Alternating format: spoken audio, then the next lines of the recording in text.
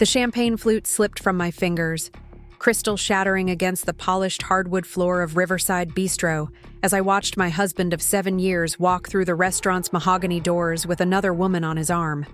Not just any woman, but Rachel Martinez, the interior designer who had been collaborating with Mark on his latest downtown development project for the past 6 months. She wore the emerald green dress I'd admired in Nordstrom's window just last week, the one Mark had said was too expensive when I'd pointed it out during our Saturday shopping trip. Before we jump back in, tell us where you're tuning in from, and if this story touches you, make sure you're subscribed, because tomorrow, I've saved something extra special for you. Tonight was supposed to be our 7th wedding anniversary. Celebration. I'd spent 3 hours getting ready, choosing the navy blue cocktail dress that Mark had once said made my eyes sparkle, curling my black hair into soft waves, applying makeup with the precision I'd learned from countless YouTube tutorials during my lunch breaks. I'd even booked this reservation at Portland's most exclusive Riverside restaurant 2 months in advance, the same place where Mark had proposed to me 8 years ago during a Valentine's Day dinner that had seemed like something from a fairy tale. Now, watching him guide Rachel to the table directly across from mine, his hand resting possessively on the small of her back in a gesture I recognized as intimately as my own heartbeat, I felt the carefully constructed world I'd built around. Our marriage began to crumble like sand between my fingers. My name is Lisa Chen, and 7 years ago, I thought I'd found my happily ever after when I married Mark Thompson, a successful project manager whose first wife had died tragically in a car accident, leaving him to raise 2 young children alone. I was 32 then, a marketing manager at a growing creative agency in downtown Portland, finally ready to settle down after years of focusing on building my career. Mark seemed like everything I'd been waiting for: stable, responsible, devoted to his children, and carrying just enough romantic tragedy to make my heart ache with the desire to heal his family's wounds. When we met at a mutual friend's housewarming party in the Pearl District, I was immediately drawn to his quiet confidence and the way he spoke about Sophie and Danny with such protective tenderness. He was different from the startup entrepreneurs and creative types I usually dated, grounded in practical concerns like mortgage payments and parent-teacher conferences, rather than abstract artistic visions. After years of relationships that felt more like performance art than genuine partnership, Mark's steadiness felt like coming home. Our courtship had been refreshingly straightforward. He pursued me with the same methodical determination he brought to his construction projects, planning thoughtful dates that included his children from early on, creating space for me to gradually become part of their established family unit. Sophie, then 9, had initially regarded me with suspicious curiosity, while 6-year-old Danny had been more immediately welcoming, perhaps still young enough to crave the maternal presence that had been missing from his life for 2 years. The transition from dating to marriage had felt natural, inevitable even.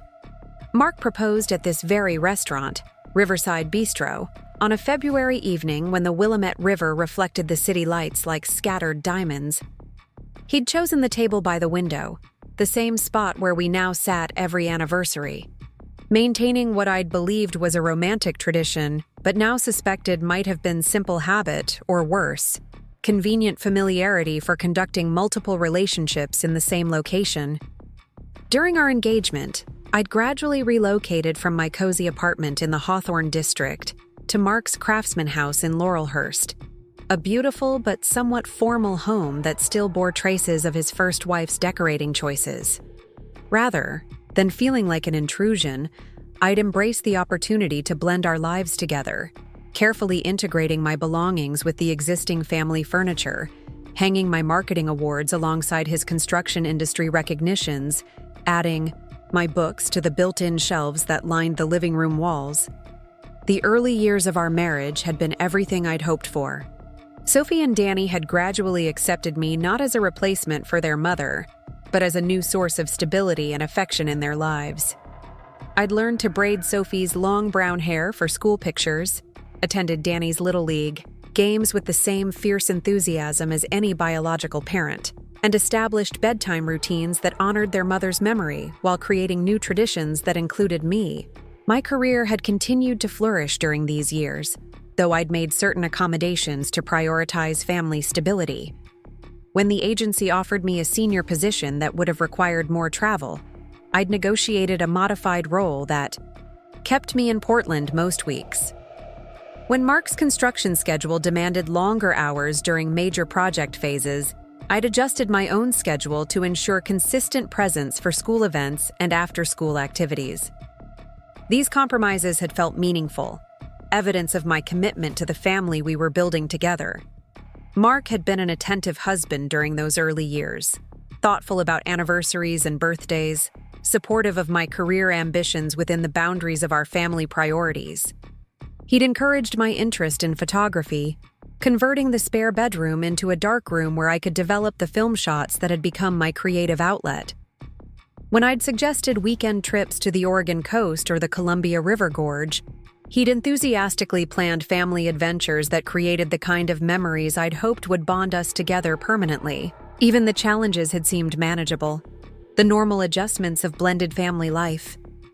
Sophie occasionally tested boundaries, particularly during her early teenage years when she'd compare me unfavorably to idealized memories of her biological mother. Danny sometimes withdrew into himself when reminded of his loss, requiring patience and gentle encouragement to emerge from his emotional hiding places. Mark navigated these situations with what I'd interpreted as wisdom, mediating between his children's needs and my desire to be helpful without overstepping my role. The shift in our relationship had been so gradual that I'd initially dismissed it as the natural evolution of marriage from honeymoon phase to comfortable partnership.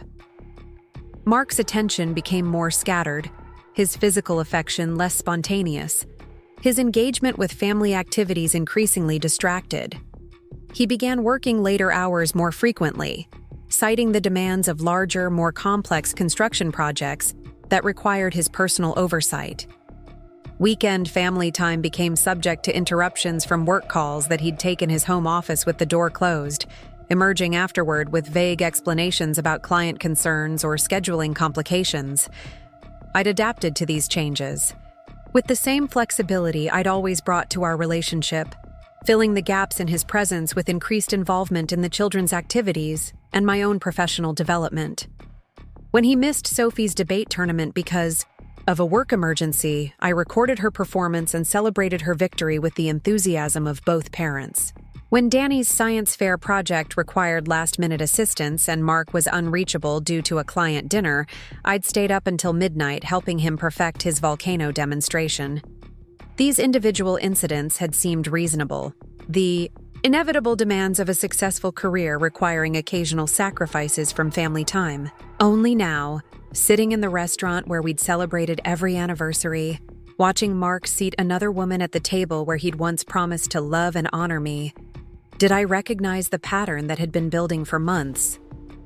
The late meetings that couldn't be interrupted, the weekend work sessions that required his physical presence at job sites, the business dinners with clients whose names he'd never quite specified, the new attention to his appearance and wardrobe that I'd attributed to professional advancement.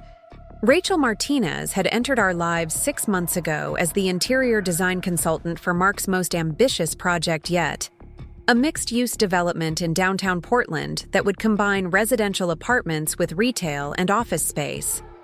He'd mentioned her occasionally in the context of work updates, describing her as talented but demanding, someone whose creative vision sometimes clashed with practical construction realities. I'd even met her briefly at a company barbecue last summer, finding her pleasant enough, though perhaps a bit too familiar in her interactions with the married men in attendance. She was undeniably beautiful in a way that seemed effortless, with the kind of glossy black hair that never appeared to have a strand out of place, and a figure that looked perfectly proportioned in everything from casual jeans to professional attire. More troubling, she possessed the kind of confident charm that made everyone in her vicinity feel like they were the most interesting person in the room. I'd watched her work this magic on Mark during their brief conversation at the barbecue, noting how his posture straightened and his smile became more animated when she laughed at his construction industry jokes. At the time, I'd dismissed my discomfort as ordinary female competitiveness, the natural response to encountering someone who seemed to possess qualities I felt I lacked. Rachel's confidence appeared natural, where mine sometimes felt performed. Her professional success seemed to enhance rather than complicate her personal relationships, and her interactions with men carried a playful ease that I'd never quite mastered. Rather than seeing her as a threat, I'd tried to view her as inspiration, someone whose example might help me become more confident in my own professional and personal interactions. The increased frequency of Mark's mentions of Rachel over the past few months had initially seemed connected to the project's growing complexity. He'd described her innovative design ideas, her ability to navigate challenging client demands, her talent for finding creative solutions to budget constraints. These professional compliments had gradually expanded to include more personal observations about her work ethic, her dedication to excellence, her ability to maintain grace under pressure during difficult negotiations. When Mark had begun staying late at the office more frequently, citing the need to coordinate with Rachel on design elements that required immediate attention, I'd supported his commitment to the project's success. When he'd started attending weekend site visits that he'd previously handled alone, explaining that Rachel's design expertise was essential for making real-time decisions about spatial layouts, I'd encouraged his collaborative approach. When he'd mentioned grabbing dinner with Rachel after particularly long work sessions, I'd appreciated his consideration in not expecting me to prepare meals when his schedule was unpredictable. Each individual explanation had made perfect sense within the context of a demanding professional project. The pattern only became clear in retrospect, like a puzzle that reveals its complete image only after the final piece is placed. Mark hadn't been working late. He'd been building a relationship with another woman. The weekend site visits had been dates disguised as professional obligations. The client dinners had been romantic meals funded by our joint checking account while I'd eaten leftover takeout alone at our kitchen table. Now, watching them across the restaurant, I could see their body language spoke of intimacy that extended far beyond professional collaboration. The way Rachel touched Mark's arm while making a point, the way he leaned closer to hear her speak, the way they shared a private smile that excluded everyone else in the room. This wasn't the beginning of an affair. It was a well-established relationship being conducted openly in a location where Mark apparently felt confident he wouldn't encounter anyone from his other life. The realization that he'd brought his mistress to our anniversary restaurant on our anniversary evening suggested a level of arrogance or carelessness that took my breath away. Either he'd forgotten the significance of the date and location, which seemed impossible given his typically meticulous attention to important details, or he'd deliberately chosen to flaunt his infidelity in the place that held the most romantic significance in our relationship. Both possibilities revealed a depth of disrespect that I struggled to comprehend. I remained frozen in my chair, mind racing through the implications of what I was witnessing. The children were spending the night with Mark's mother, Helen, who had volunteered to babysit so that Mark and I could have an uninterrupted evening together. Sophie, now 16, had been excited about the planned sleepover, looking forward to helping her grandmother bake cookies and watching old movies together. Danny, 13 and increasingly aware of adult complexities, had hugged me goodbye with unusual intensity, perhaps sensing some tension in the household that I'd thought I'd successfully hidden. The irony struck me with devastating clarity. While I'd been planning a romantic evening to celebrate our marriage, Mark had been planning a romantic evening to celebrate his affair. While I'd been arranging childcare and making reservations and selecting the perfect dress to please my husband, he'd been making similar arrangements to spend our anniversary with another woman. The level of deception required to maintain both relationships simultaneously suggested planning and intention that went far beyond a momentary lapse in judgment or a spontaneous attraction that had gotten out of hand. My phone buzzed with a text message from Amy, my younger sister, who was working a late shift at the hospital where she served as an emergency room nurse. How's the romantic dinner going? Did Mark finally learn how to order wine without asking for the second cheapest bottle on the menu? Her teasing reference to Mark's predictable restaurant habits, which I'd complained about during our last sister lunch, now seemed pathetically trivial compared to the magnitude of his actual betrayal. I stared at the message, unable to formulate a response that wouldn't immediately alarm her. Amy had never been Mark's biggest fan, though she'd kept her reservations largely to herself after our marriage. She'd occasionally made comments about his controlling tendencies, his need to be the decision-maker in all family matters, his subtle ways of redirecting conversations away from topics that didn't interest him. I'd defended him consistently, explaining his behavior as the natural result of single parenthood and the responsibility of managing a household alone for several years before our marriage. Now I wondered if Amy's instincts had been more accurate than my hopeful interpretations. Had she seen warning signs that I'd chosen to ignore?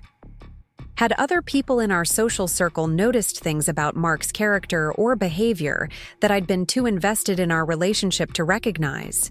The possibility that my marriage had been transparent to others while remaining opaque to me added humiliation to the growing list of emotions I was struggling to process. The waiter approached my table with professional discretion, clearly sensing something was amiss, but maintaining the trained neutrality of someone accustomed to witnessing private dramas in public settings. "Would you like to order an appetizer while you're waiting for your dining companion?"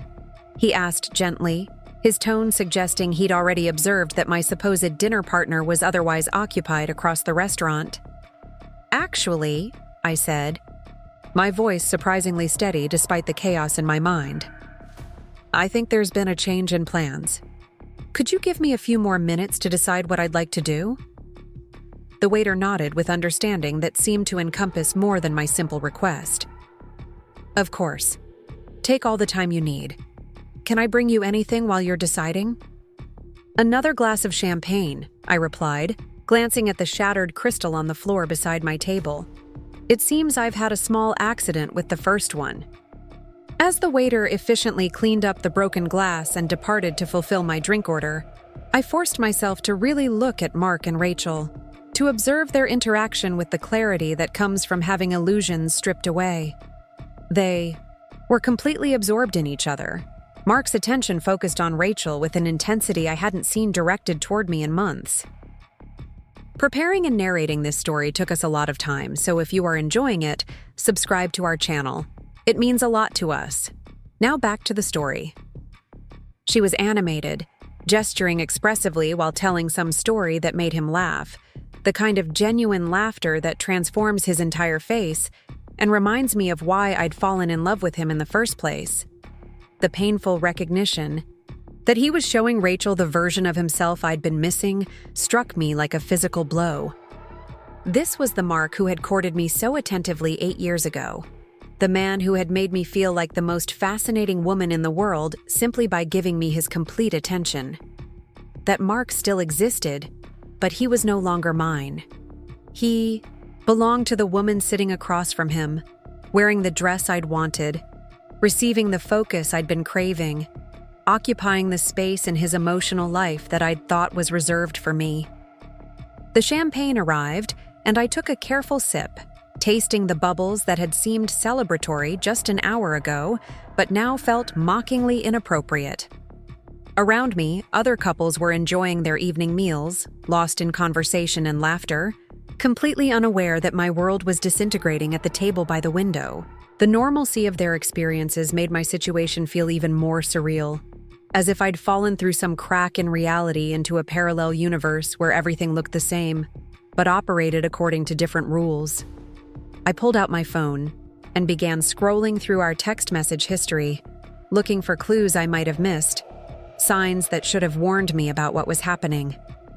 The messages from the past few weeks were routine, practical communications about schedules and household matters. "Running late tonight, don't wait up. Can you pick up Danny from practice? Meeting running over. Client dinner tomorrow, we'll grab something downtown." Each message, innocent enough on its own, now seemed like evidence of a carefully constructed lie. but it was the absence of certain types of messages that proved most revealing. When had Mark stopped sending me the random thoughts and observations that had characterized our early relationship?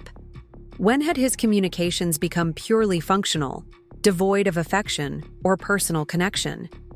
When had I stopped expecting more from him and accepted this minimal level of emotional engagement as normal marital communication? The answer was gradual, so subtle that I'd adapted to each reduction in intimacy without recognizing the overall pattern. Like a frog in slowly heating water, I'd adjusted to each degree of change without noticing that the environment had become lethal to the relationship I'd thought we were maintaining. My second glass of champagne was half empty when I noticed Rachel excuse herself from their table, heading toward the ladies' room with the confident stride of someone completely comfortable in her surroundings. This was my moment, the opportunity to confront Mark directly, to demand an explanation for what I was witnessing.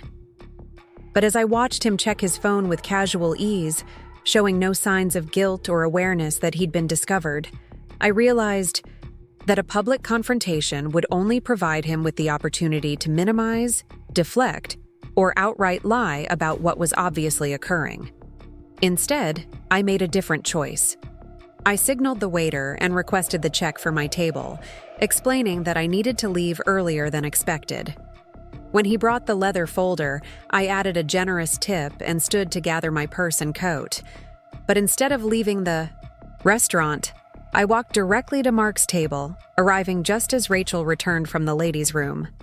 "Mark," I said quietly, my voice carrying clearly in the sudden silence that fell over their immediate area. "I see you've decided to celebrate our anniversary after all. Just not with me." His face went completely white, the color draining, so quickly that for a moment I thought he might actually faint. Rachel looked confused, glancing between Mark and me as she processed the implications of my presence and my words. "Lisa," Mark stammered, half rising from his chair. "This isn't. I can explain." "I'm sure you can," I replied, maintaining the same calm tone despite the adrenaline coursing through my system. "But not here, and not now. You've made your choice quite clear." I turned to Rachel, who was now standing frozen beside the table, her earlier confidence replaced by obvious discomfort. "I hope you enjoy the rest of your evening," I said with deliberate politeness. "And I hope you both enjoy paying for it." With that, I walked out of Riverside Bistro and into the Portland evening, leaving behind 7 years of marriage and the illusion of the life I'd thought we were building together. The cool air hit my face like a slap, bringing tears I hadn't realized were forming and a strange sense of liberation I hadn't expected to feel. The real story, I knew, was just beginning. I drove home through the Portland streets in a daze, my hands gripping the steering wheel with white-knuckled intensity as the city lights blurred past my windshield. The familiar route from downtown to our Laurelhurst neighborhood had never felt longer, each traffic light giving me unwanted time to replay the scene at Riverside Bistro over and over in my mind. The image of Mark's shocked face when I'd appeared at his table burned behind my eyes, along with Rachel's expression of dawning comprehension as she realized who I was and what my presence meant. Our Craftsman house sat dark and silent when I pulled into the driveway, the automatic garage door opening with its usual mechanical groan to reveal Mark's empty parking space. Of course, he wouldn't come home immediately after my dramatic exit from the restaurant. He was probably still there with Rachel, either trying to salvage their evening or engaging in damage control conversations about how to handle this unexpected complication to their affair. The thought of them discussing me, analyzing my reaction, planning their next moves while sitting at the table where Mark had once proposed to me, sent a fresh wave of nausea through my system. Inside the house, everything appeared exactly as I'd left it 3 hours earlier when I'd departed for what I'd believed would be a romantic anniversary celebration. My coffee mug still sat in the kitchen sink from this morning. The morning newspaper remained folded on the counter where Mark had left it after scanning the business section, and the fresh flowers I'd arranged yesterday for our anniversary dinner, at home tomorrow night, drooped slightly in their vase, already beginning to wilt. The domestic normalcy of these details felt surreal given the magnitude of what had just occurred, as if the physical space hadn't yet caught up with the emotional earthquake that had shattered the foundation of our marriage. I kicked off the heels that had been pinching my feet for the past hour and poured myself a glass of wine from the bottle Mark and I had planned to share during our private celebration tomorrow evening. The irony wasn't lost on me that I was now drinking alone what we'd intended to enjoy together, but the familiar ritual of opening the wine and pouring it into one of our wedding crystal glasses provided a small anchor of routine in what felt like a completely altered reality. Settling into the living room armchair that had become my preferred spot for reading and weekend morning coffee, I stared at the framed photographs that lined the mantelpiece and bookshelf. 7 years of carefully curated family memories gazed back at me, documenting the life I'd believed we were building together. There was our wedding photo, Mark and me beaming at the camera with Sophie and Danny beside us, all of us dressed in our finest clothes and radiating the happiness of a family coming together. Holiday pictures from Christmas mornings and birthday, celebrations, vacation shots from trips to the Oregon coast, and visits to Mark's relatives in California, school event photos where I stood proudly beside Sophie at her debate tournaments and Danny at his science fairs. But now, looking at these images with the clarity that comes from having illusions stripped away, I began to notice details I'd previously overlooked. In many of the photos, Mark's smile appeared slightly forced, his posture subtly separate from the rest of us even when we were grouped together. His attention often seemed focused somewhere beyond the camera, as if he was present physically but emotionally removed from the moments we were supposedly sharing. Had he already been mentally preparing his exit from our marriage even during these family celebrations? Had he been going through the motions of family life while his heart was elsewhere? My phone buzzed with a text message, and I grabbed it immediately, expecting to see Mark's name on the screen. Instead, it was Sophie, texting from her grandmother's house where she and Danny were spending the night. How was dinner? Did Dad finally pick a restaurant that doesn't have sports on TV? Her lighthearted question, accompanied by laughing emojis, hit me like a physical blow. These children, who had already lost their biological mother, were about to face the dissolution of their family once again, and they had no idea what was coming. I stared at Sophie's message for several minutes, unable to formulate a response that wouldn't immediately reveal the catastrophic change in our family's circumstances. How do you tell a 16-year-old girl that her father has been living a double life? How do you explain to a 13-year-old boy that the stepmother who has been raising him for 7 years might no longer be part of his daily life?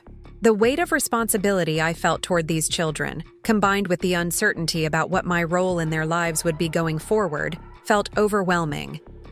Before I could decide how to respond to Sophie, my phone rang with Amy's number.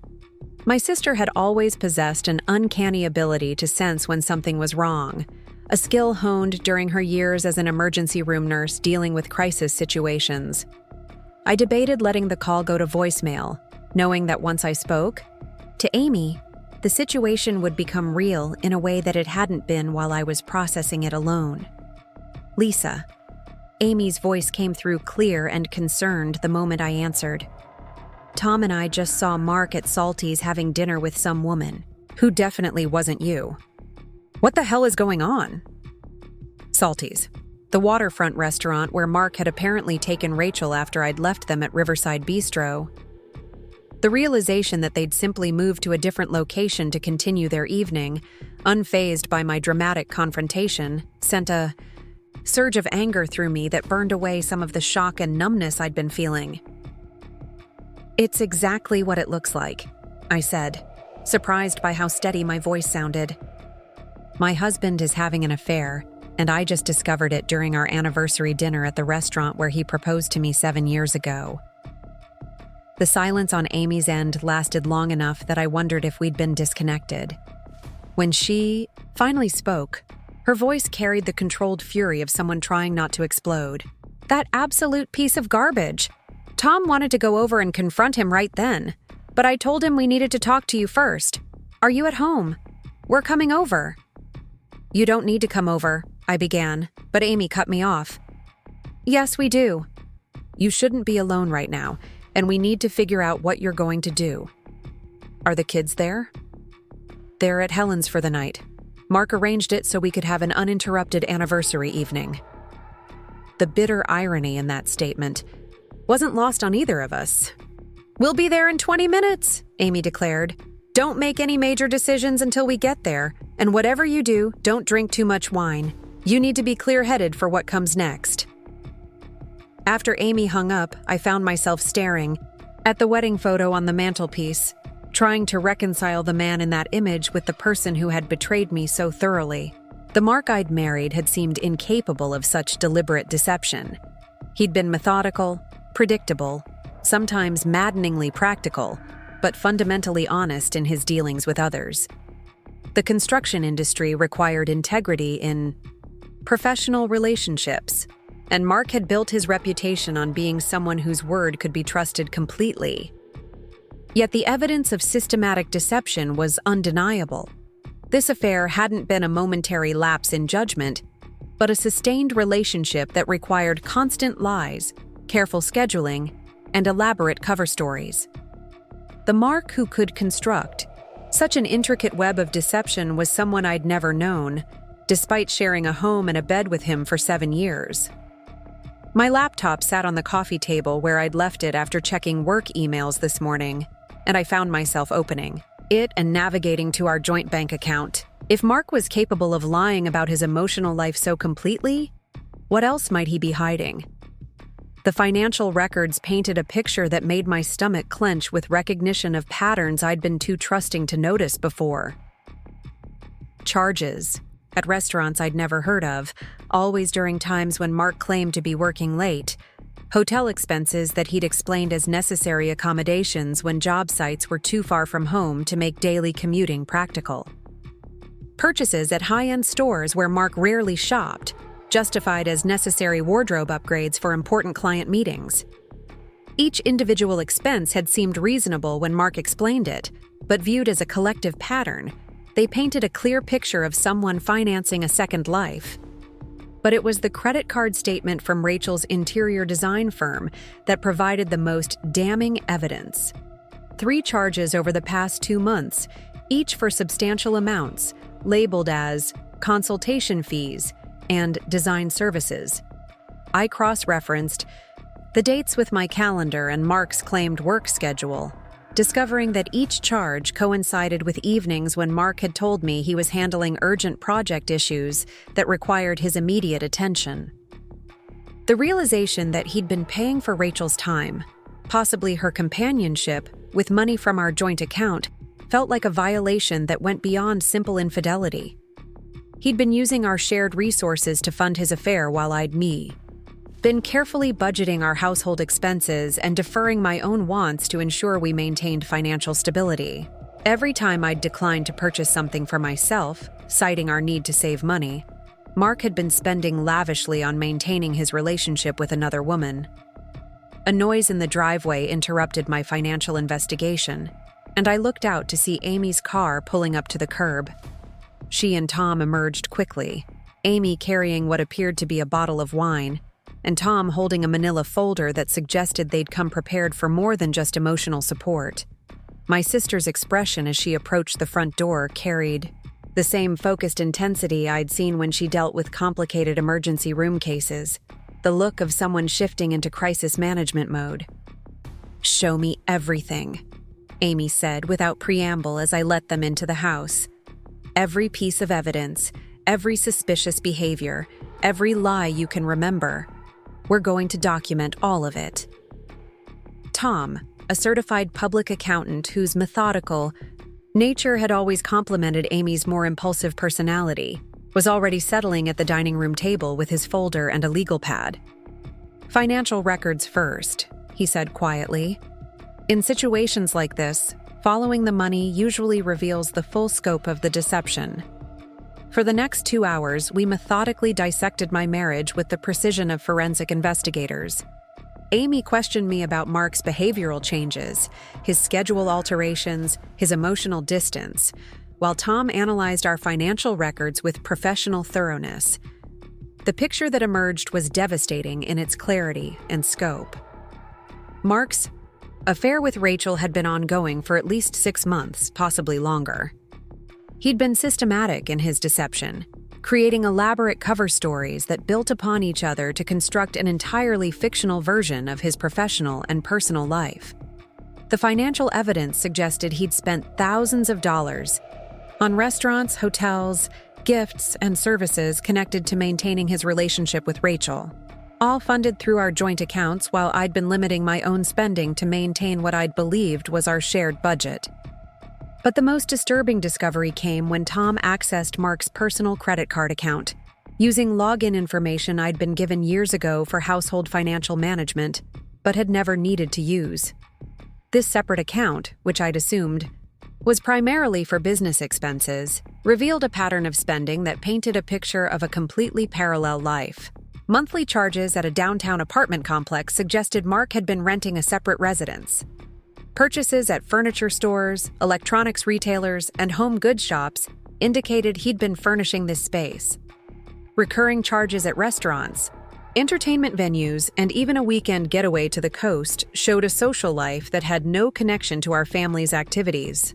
The dates of these charges aligned perfectly with times when Mark had claimed to be working late, attending client dinners, or handling weekend site visits.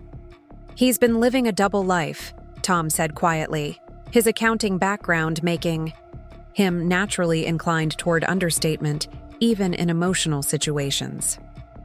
"This isn't just an affair, Lisa. He's been maintaining an entirely separate existence."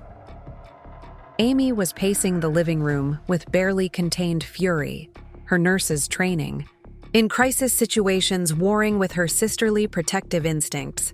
"The question is what we do about it. You could confront him directly, but given the scope of this deception, he's probably prepared for that conversation. You could try marriage counseling, but how do you rebuild trust when someone has been this systematically dishonest? Or you could start preparing for divorce while gathering as much evidence as possible." The word divorce hung in the air like a physical presence. Until this evening, despite our recent marital difficulties, I'd never seriously considered that our marriage might end. I'd been focused on working through our problems, communicating better, finding ways to reconnect emotionally and physically. The discovery that Mark had been investing his emotional and financial resources in building a relationship with another woman while I'd been trying to repair our marriage felt like the cruelest possible revelation. "What about Sophie and Danny?" I asked, voicing the concern that had been weighing on me since I'd received Sophie's text. "They've already lost one mother. If Mark and I divorce, what happens to my relationship with them?" Tom's expression grew serious as he considered the legal implications. "That's complicated. You haven't formally adopted them, so you don't have legal standing as their parent. In a divorce, Mark would have complete custody rights, and he could legally prevent you from having contact with them if he chose to do so." The possibility that I might lose Sophie and Danny, the children I'd been raising for 7 years, struck me as almost more devastating than losing Mark. They'd been 9 and 6 when I'd entered their lives, young enough to accept me as a genuine parental figure rather than simply their father's wife. I'd been the one to help Sophie navigate her early teenage challenges, the one who'd stayed up late helping Danny with homework, the one who'd attended school conferences and medical appointments and all the countless small events that constitute the daily reality of parenting. "There might be options," Amy said thoughtfully. "Some states recognize de facto parental relationships, especially when someone has been functioning as a parent for an extended period. You'd need to talk to a family law attorney to understand what protections might be available." As we continued our analysis, a clearer picture emerged of just how calculated Mark's deception had been. The timing of his affair's beginning coincided with my promotion at the marketing agency, a career advancement that had required occasional travel and longer work hours. Rather than supporting my professional growth, Mark had apparently viewed my increased independence and success as an opportunity to pursue his own interests without oversight. The pattern suggested that Mark had been planning an exit strategy from our marriage for months, possibly longer. The separate apartment, the financial independence, the established relationship with Rachel, all indicated someone preparing for a life that didn't include me. Yet he'd continued to maintain the facade of our marriage, accepting my efforts to plan anniversary celebrations and family activities, allowing me to invest emotionally in a relationship he was actively working to replace. He's been keeping you as a safety net, Amy observed with characteristic bluntness. Maintaining the stability of home and family while exploring other options. If things didn't work out with Rachel, he'd still have you. If they did work out, he could make a clean transition without disrupting his life with the children or facing social judgment for abandoning his family. The cold calculation behind this strategy was breathtaking in its selfishness. Mark had been willing to let me continue investing in our marriage, planning our future, caring for his children, while he systematically built an alternative life that excluded me entirely. Every conversation about our future plans, every discussion about goals and dreams, every moment of physical and emotional intimacy had been tainted by his knowledge that he was preparing to leave. My phone buzzed with a text message from Mark, the first communication I'd received from him since leaving the restaurant. "We need to talk. I'm coming home." The message carried no apology, no acknowledgement of wrongdoing, no recognition of the pain he'd caused. It was simply a statement of intent, delivered with the same matter-of-fact tone he used to announce work schedule changes or household maintenance needs. "Don't let him control the narrative," Amy warned as she read the message over my shoulder. "He's going to try to minimize what happened, make excuses, possibly even blame you for forcing him to seek affection elsewhere because you've been too focused on work or not attentive enough to his needs. Don't let him rewrite history to make himself the victim." Tom was gathering the financial documents we'd been reviewing, organizing them into neat stacks that would be easily accessible if needed for legal proceedings. "You should consider staying somewhere else tonight," he suggested. "Give yourself time to process this information and decide how you want to handle the confrontation. Once you talk to Mark, everything changes. You lose the advantage of knowing more than he realizes you know." The suggestion made practical sense, but the idea of leaving our home felt like conceding defeat before the battle had even begun. This house represented 7 years of my life, the space where I'd helped raise Sophie and Danny, the place where I'd believed we were building a future together. Allowing Mark to drive me from it seemed like giving him exactly what he wanted, without making him face the consequences of his choices. "I'm staying," I decided, feeling a resolve I hadn't known I possessed crystallizing within me. "This is my home too, and I'm not going to run away because Mark has been living a lie. If anyone should be uncomfortable being here tonight, it should be him." Amy smiled with fierce approval. "That's my sister. But you don't have to face him alone. Tom and I can stay or we can leave, but be available by phone if you need us." Before I could respond, the sound of Mark's key in the front door lock announced his arrival. We could hear him moving through the house, his footsteps heavier than usual, suggesting either reluctance to face what awaited him or liquid courage consumed during the interval between my departure from the restaurant and his return home. He appeared in the living room doorway, still wearing the suit he'd chosen for our anniversary dinner, though his tie was now loosened and his hair slightly disheveled. His expression carried a mixture of defiance and apprehension, the look of someone who'd been caught in wrongdoing, but wasn't entirely sure how much his accuser actually knew. "Amy, Tom," he acknowledged with forced casualness, as if finding them in our living room at nearly midnight was perfectly normal. "I didn't expect to see you here." "I'm sure you didn't," Amy replied coolly, making no move to leave despite the obvious tension in the room.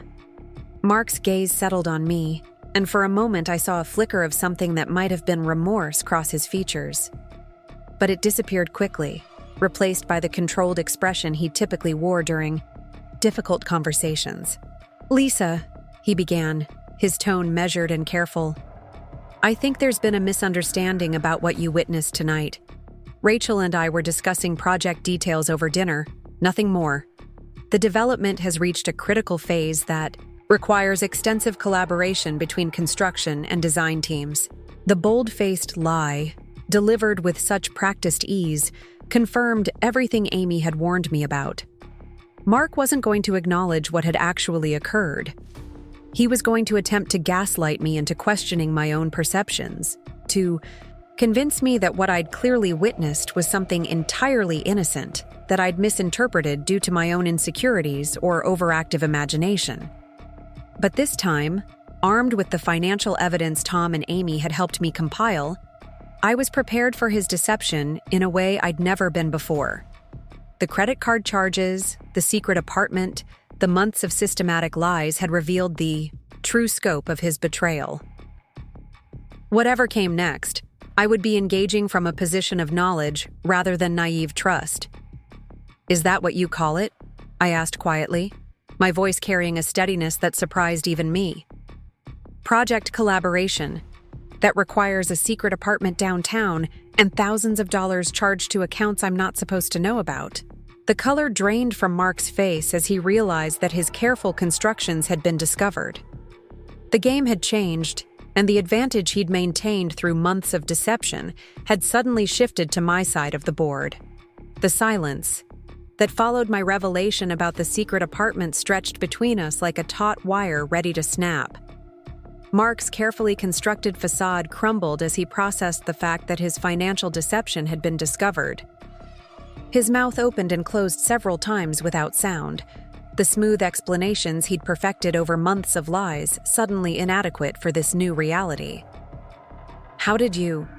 he began, then stopped, perhaps realizing that the question itself was an admission of guilt. "How did I find out about the apartment you've been renting for 6 months?" I asked, standing up from my chair with a composure that felt foreign but powerful. Or, how did I discover the thousands of dollars you've spent on furniture and romantic dinners while telling me we needed to tighten our budget? Or maybe you're wondering how I learned about the consultation fees you've been paying Rachel's design firm for services that had nothing to do with construction? Each question hit Mark like a physical blow, his face growing paler with every revelation. Amy and Tom remained silent but present, their solidarity providing strength I hadn't known I needed. The living room that had hosted so many family gatherings now felt like a courtroom where 7 years of marriage were being dissected piece by piece. Mark finally found his voice, though it came out hoarse and uncertain. "Lisa, you don't understand the pressure I've been under. The development project has been incredibly demanding, and Rachel has been essential to its success. If there have been some questionable expenses, they were necessary business investments." "Business investments," I repeated, my voice carrying a note of incredulity. "Is that what you call the weekend getaway to Cannon Beach that shows up on your credit card statement? The same weekend you told me you were attending a construction conference in Seattle?" Tom shifted slightly in his chair, and I knew he was thinking about the detailed financial analysis we'd conducted earlier. The evidence was overwhelming, documented in black and white across multiple accounts and credit cards. Mark's web of deception was so extensive that unraveling it completely would take weeks, but the central pattern was undeniable. "You've been living 2 separate lives," I continued, feeling a strange calm settle over me as I spoke truths that had been hidden for so long. "You maintained our marriage as a convenient cover while building an entirely different existence with Rachel. The only question now is how long you plan to keep both going." Mark's posture shifted, his initial shock giving way to something that looked like calculation. I recognized the expression from business negotiations he'd described, the moment when he stopped being defensive and started looking for strategic advantages. The realization that he was treating our marriage crisis like a construction contract dispute was both illuminating and horrifying. "Even if I've made some mistakes," he said carefully, "we have a family to consider. Sophie and Danny need stability, Not their world turned upside down because of adult problems they don't understand. We can work through this privately, maybe get some counseling, find a way to move forward that protects the children. The manipulation in his response was breathtaking. He was positioning himself as the responsible parent while painting me, as someone willing to destroy the children's security for selfish emotional reasons. It was a masterful deflection that redirected attention from his betrayal to my potential response to it. Amy stood up abruptly, her nurse's training in recognizing manipulation clearly triggered. "Don't you dare," she said, her voice cutting through the room like a scalpel. "Don't you dare try to make Lisa responsible for the consequences of your choices. You created this situation. You've been lying to everyone for months. You don't get to play the concerned father card now." Mark's eyes flashed with annoyance at Amy's intervention, revealing his frustration with having witnesses to this conversation. "This is between Lisa and me," he said with forced authority. "Family business should stay within the family." "Lisa is my family," Amy replied without backing down. "And those children upstairs have been her family for 7 years. You don't get to pretend this is a private matter when you've been using joint resources to fund your affair and lying to everyone who cares about you." Tom cleared his throat diplomatically, his accounting background making him more comfortable dealing with facts than emotions. "Mark, the financial records paint a clear picture of systematic deception. This isn't about a few questionable expenses or poor judgment calls. There's documented evidence of a parallel life that's been maintained through deliberate financial fraud." The word fraud hung in the air with legal weight that made Mark visibly uncomfortable. His role as a project manager in the construction industry meant he understood the professional and personal consequences that could result from financial impropriety, especially when it involved family resources. "That's an overstatement," Mark protested, but his voice lacked conviction. "These were personal expenses, not business fraud. There's no criminal activity here." "Personal expenses paid with joint marital funds without disclosure to your spouse," Tom replied evenly. "In divorce proceedings, that's considered dissipation of marital assets. Courts take a very dim view of spouses who secretly spend shared resources on extramarital relationships." The mention of divorce proceedings made Mark's expression harden. "Until this moment, despite everything that had been revealed, I don't think he'd seriously considered that our marriage might actually end." His strategy seemed focused on damage control and managing the situation, rather than acknowledging the fundamental betrayal that had occurred. "Let's not get ahead of ourselves," Mark said, his tone shifting to the reasonable authority he used when dealing with difficult clients. "Divorce would be devastating for everyone involved, especially the children. They've already lost one mother. Do we really want to put them through another major upheaval?" The calculated way he invoked Sophie and Danny's tragic loss of their biological mother as a weapon against me was so coldly manipulative that it took my breath away. He was using his children's trauma as leverage to protect himself from the consequences of his actions, essentially holding their emotional well-being hostage to maintain his preferred outcome. But this manipulation revealed something important about Mark's character that I'd never seen so clearly before. Throughout our marriage, he'd consistently positioned himself as the reasonable, responsible party in any conflict, the person whose concerns should take precedence because of his superior judgment or more important responsibilities. I'd accepted this dynamic, often deferring to his preferences even when they conflicted with my own instincts. Now I could see that this wasn't wisdom or leadership, but control disguised as protection. Mark needed to be the decision-maker in all situations because it allowed him to shape outcomes that served his interests while appearing to act in everyone's best interests. The affair wasn't an aberration from his normal character. It was the logical extension of a pattern of self-centered manipulation that had characterized our entire relationship. My phone buzzed with a text message from Helen, Mark's former mother-in-law, who was babysitting the children. "Kids are asleep. Sophie asked if you and Mark had a good anniversary dinner. Should I tell them you'll pick them up in the morning as planned? The innocent question from a woman who had no idea her son-in-law's marriage was imploding brought the reality of our situation into sharp focus.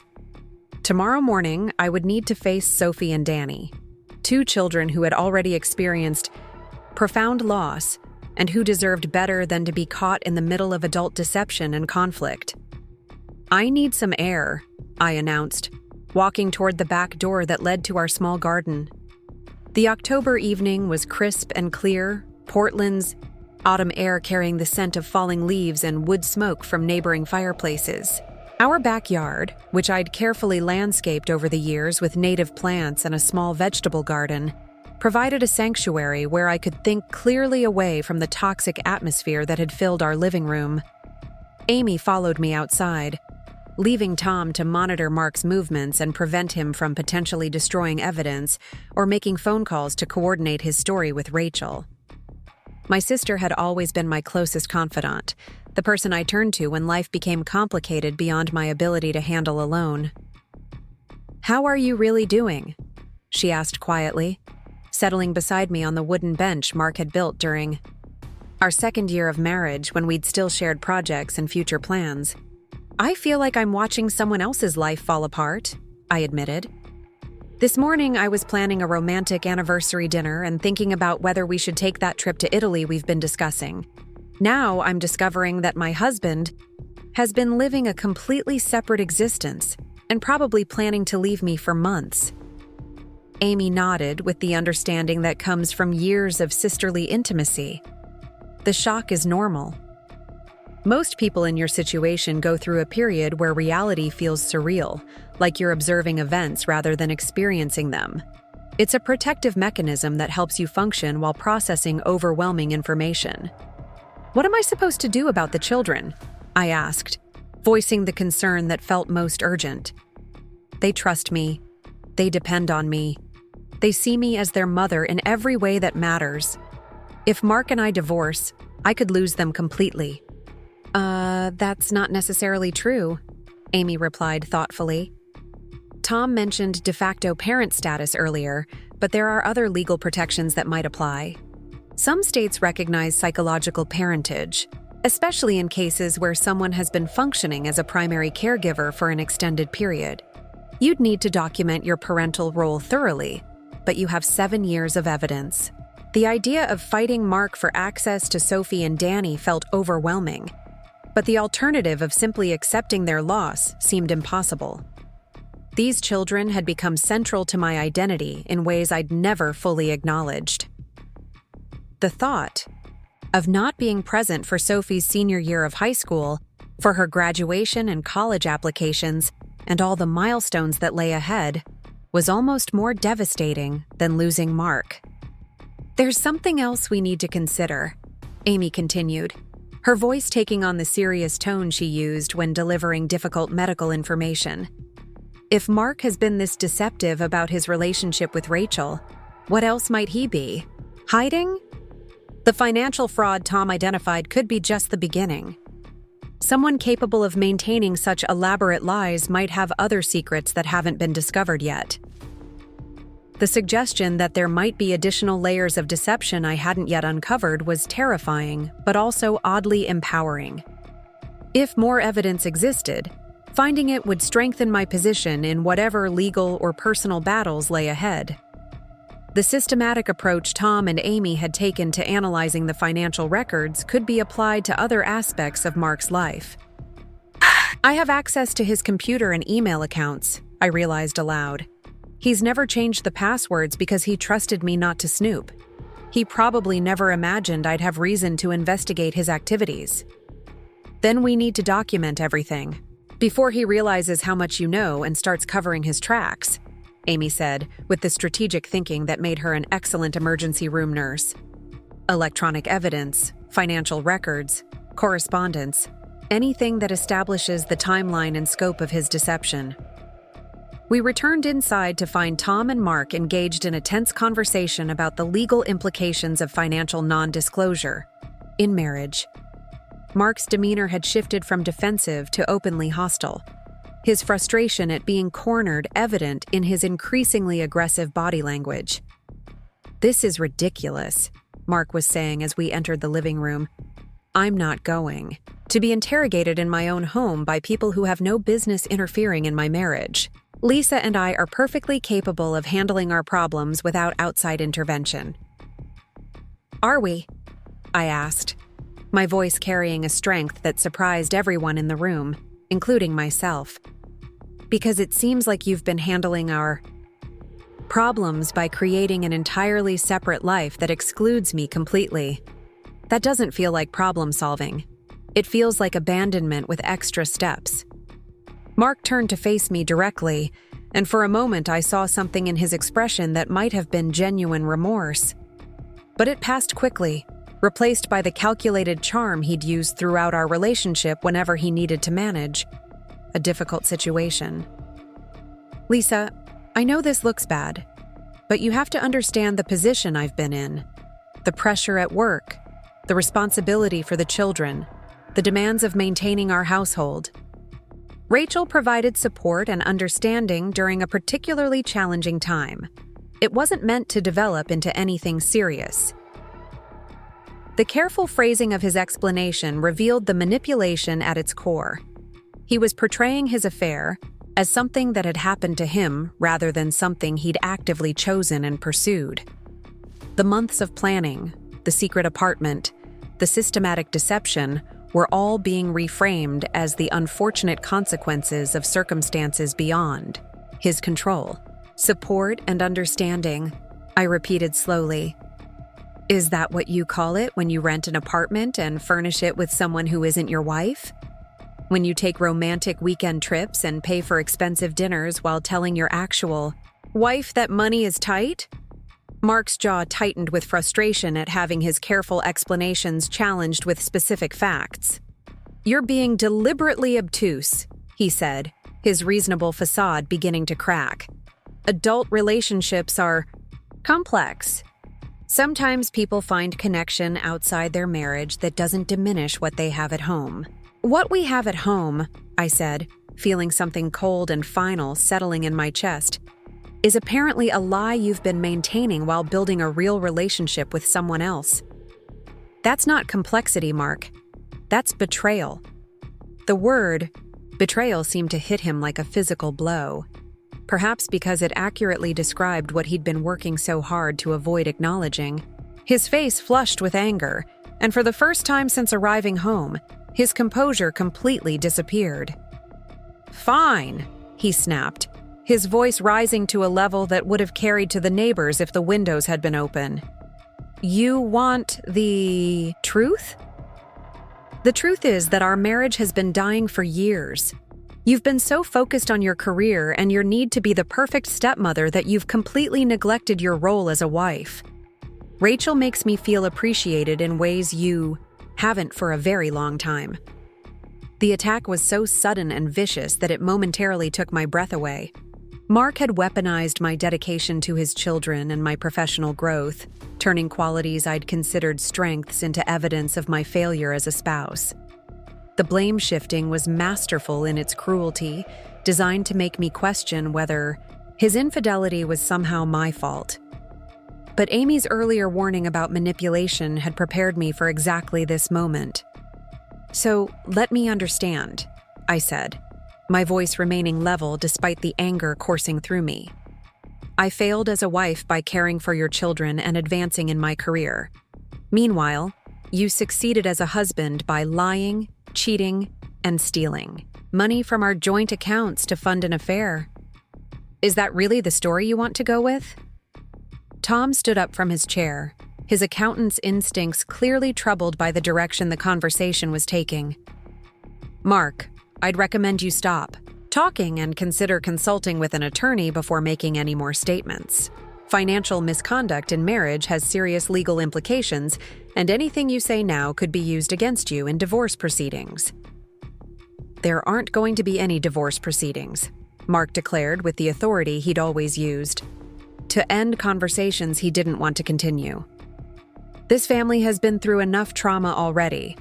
We're going to work through this privately, like adults, without involving lawyers or courts or anyone else who might exploit our problems for their own benefit. The presumption that he could still dictate the terms of our resolution, that his preferences would automatically prevail despite his massive betrayal, revealed just how little he understood about what had changed between us. The Lisa he'd married might have accepted his authority and worked to accommodate his needs even after discovering his infidelity. But that Lisa had been someone who trusted him, who believed in the partnership they'd claimed to be building together. You don't get to make that decision anymore, I said quietly, the finality in my own voice surprising me.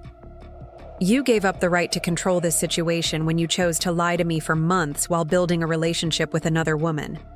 What happens next isn't up to you. Mark stared at me as if I'd become someone he didn't recognize, which was probably accurate. The woman who had deferred to his judgment for 7 years, who had shaped her life around his preferences and priorities, was asserting her own agency for perhaps the first time in our marriage. "You're making a mistake," he said, his tone shifting to the paternal authority he sometimes used with the children when they challenged his decisions. "You're letting your emotions override your common sense. Think about what's best for Sophie and Danny, not just your wounded pride." The continued manipulation using the children's welfare as a weapon against me crystallized something that had been forming in my mind throughout this confrontation. Mark's primary concern wasn't their emotional well-being, but maintaining the family structure that served his purposes. He wanted to keep me as the primary caregiver for his children while he pursued his relationship with Rachel, essentially expecting me to provide the domestic stability that allowed him to have both, the family life and the romantic excitement he desired. "What's best for Sophie and Danny," I replied with growing certainty, "is having adults in their lives who model honesty, integrity, and authentic relationships. What's best for them is not growing up thinking that marriage means one person gets to lie and cheat while the other person accepts it in silence." My phone rang with Maria's number, my colleague from the marketing agency calling at nearly 1 a.m. I almost declined the call, but something made me answer, perhaps a need to connect with someone from the professional world that had remained stable while my personal life disintegrated. "Lisa?" Maria's voice came through clearly. "I'm so sorry to call this late, but I just saw something that I thought you should know about immediately. I was having drinks with some friends at the Heathman Hotel bar, and I saw Mark there with a woman who definitely wasn't you. They were very clearly together, if you know what I mean." The Heathman Hotel. After leaving Riverside Bistro and then Salty's, Mark and Rachel had apparently continued their evening at one of Portland's most upscale establishments. While I'd been at home discovering the extent of his deception with Amy and Tom, he'd been extending his romantic anniversary celebration with his mistress at a hotel bar less than 10 minutes from our house. "Thank you for calling," I said, meeting Mark's eyes as I spoke. "I appreciate you looking out for me." "Do you need anything?" Maria asked, genuine concern evident in her voice. "I can come over, or you can come stay at my place if you need, to get away from wherever you are." The offer of sanctuary from someone who knew nothing about the details of my situation but was willing to provide support based solely on friendship struck me as profoundly meaningful. It reminded me that I had connections and resources beyond the family structure that Mark seemed to believe gave him leverage over my choices. "I'm okay for now," I told Maria, "but thank you. I'll call you tomorrow." After ending the call, I turned back to Mark, who was watching me with undisguised apprehension. He clearly recognized that the phone call had provided additional evidence of his evening's activities, further undermining any remaining credibility his explanations might have possessed. "The Heathman Hotel," I said simply, "after you left. Salty's, really committing to the anniversary celebration, just not with your wife."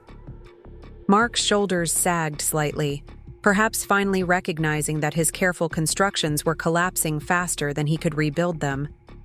"Lisa, please, this doesn't have to destroy everything we've built together." "What exactly have we built together?" I asked, genuinely curious about his perspective. Because from where I'm sitting, it looks like I've been building a marriage, while you've been building an exit strategy.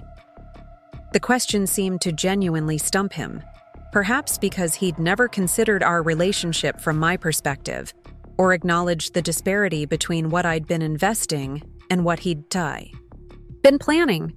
His silence stretched long enough to become its own answer.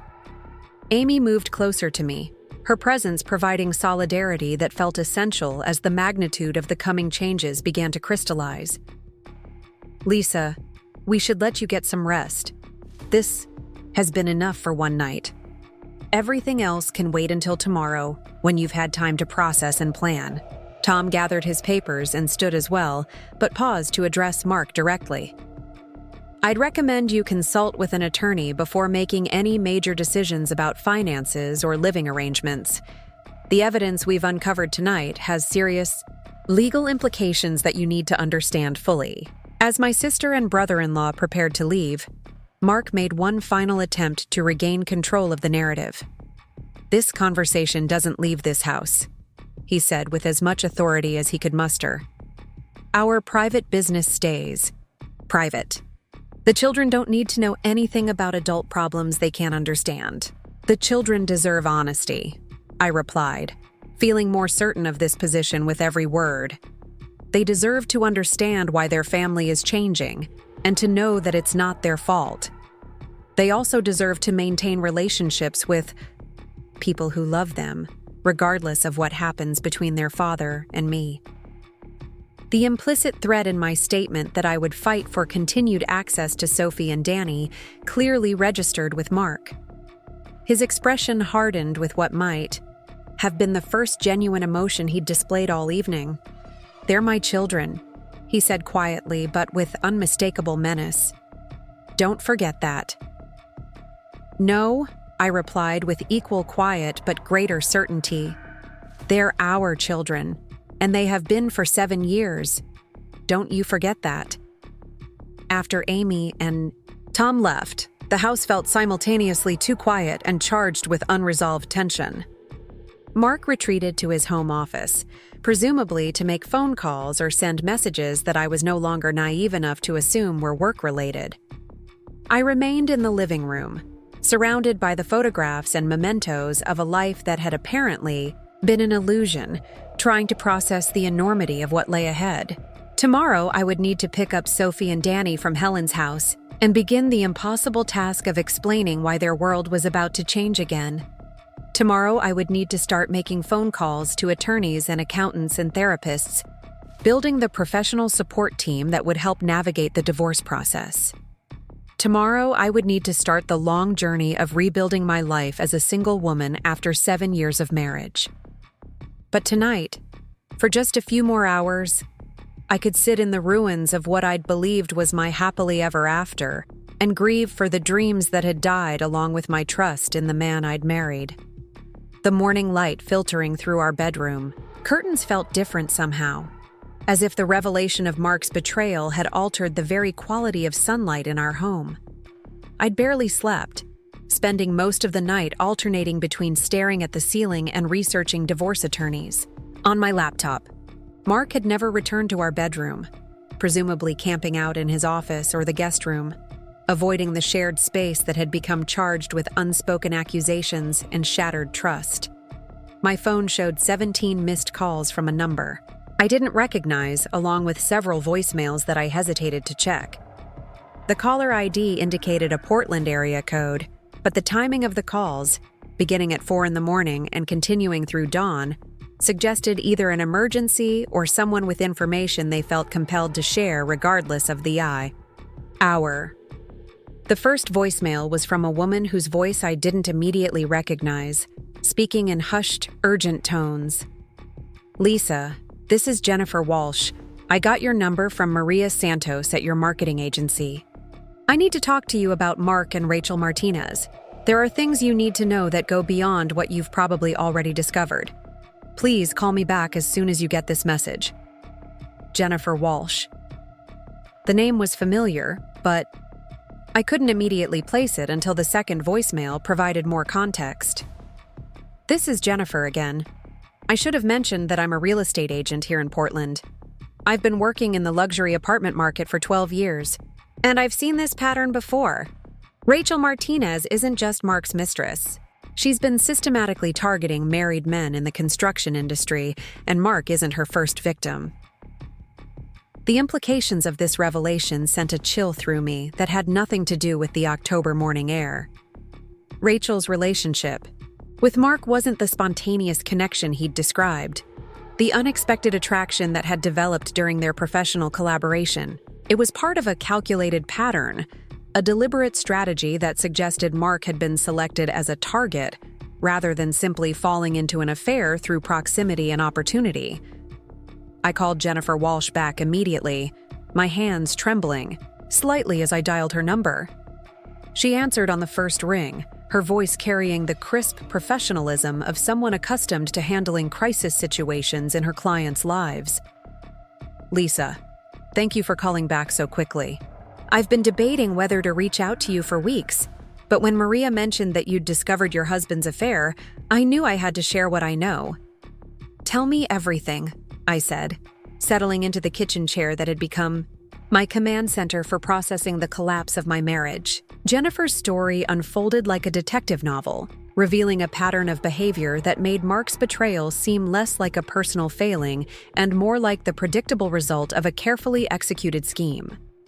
Rachel Martinez had been using her position as an interior designer to identify wealthy, married men in the construction industry, then systematically seducing them while extracting financial benefits and inside information about upcoming development projects.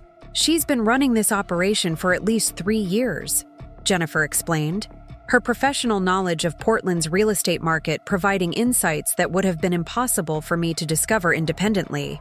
"She targets men who are financially successful but emotionally vulnerable, usually guys who are dealing with family stress or career pressures. She positions herself as the understanding confidant who appreciates them in ways their wives supposedly don't." The description fit Mark's situation with painful accuracy. The increased demands of his current project, combined with my own career advancement and the normal stresses of raising teenagers, had created exactly the kind of vulnerability that Rachel apparently specialized in exploiting. "But here's the really disturbing part," Jennifer continued. "She doesn't just take their money and disappear. She gathers information about their business deals, their client relationships, their upcoming projects. Several of the men she's been involved with have lost major contracts to competitors who somehow knew details about their bids that should have been confidential." The suggestion that Rachel might be engaged in industrial espionage as well as financial manipulation added a layer of criminality to her relationship with Mark that I hadn't considered. If she'd been using her access to Mark's project information to benefit competing firms, the consequences could extend far beyond our marriage to his professional reputation and legal standing. "How do you know all this?" I asked, though I suspected the answer would be connected to Jennifer's real estate work. "Because I've been helping 2 of her previous victims navigate the aftermath," she replied grimly. "Both men lost their marriages, substantial amounts of money, and in one case, a business partnership that had taken 20 years to build. Rachel has a talent for disappearing just before the full extent of the damage becomes clear, leaving her targets to deal with the consequences alone." The pattern Jennifer described suggested that Mark's affair was approaching its natural conclusion, the point where Rachel would extract maximum benefit and move on to her next victim. The thought that he might soon be discarded by the woman he'd risked everything to pursue would have been satisfying if not for the realization that the damage to our family was already irreversible. "There's something else," Jennifer added, her voice becoming even more serious. "Rachel has been asking questions about your marketing agency, specifically about your client relationships and upcoming campaigns. She's been telling people that she's considering a career change into marketing and wants to understand the industry better." The revelation that Rachel had been investigating my professional life sent a wave of cold dread through me. The marketing agency where I worked handled several high-profile clients whose campaigns and strategies were strictly confidential. If Rachel had been gathering information about my work through Mark, she might have access to proprietary details. That could be used to damage my career as well as my marriage. I need to document all of this, I said, my mind racing through the implications. Can you provide written statements about what you've witnessed? Names of other victims who might be willing to testify about her pattern of behavior? I can provide some information, Jennifer replied carefully. But you need to understand that most of her previous victims are reluctant to go public. The shame and embarrassment of being manipulated so thoroughly makes them want to handle everything quietly. They're more concerned with protecting what's left of their reputations than seeking justice. After ending the call with Jennifer, I sat in my kitchen processing this new information while the familiar sounds of our neighborhood morning routine continued outside. Children walking to school, commuters starting their cars, the postal service making deliveries.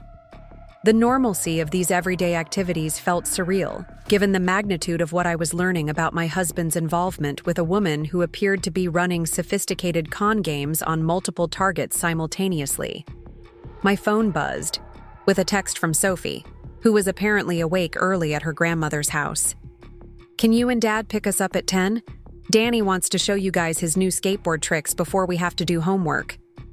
The innocent request from my stepdaughter, who had no idea that her father had spent the previous evening with his mistress, while I'd been uncovering evidence of systematic fraud, brought tears to my eyes.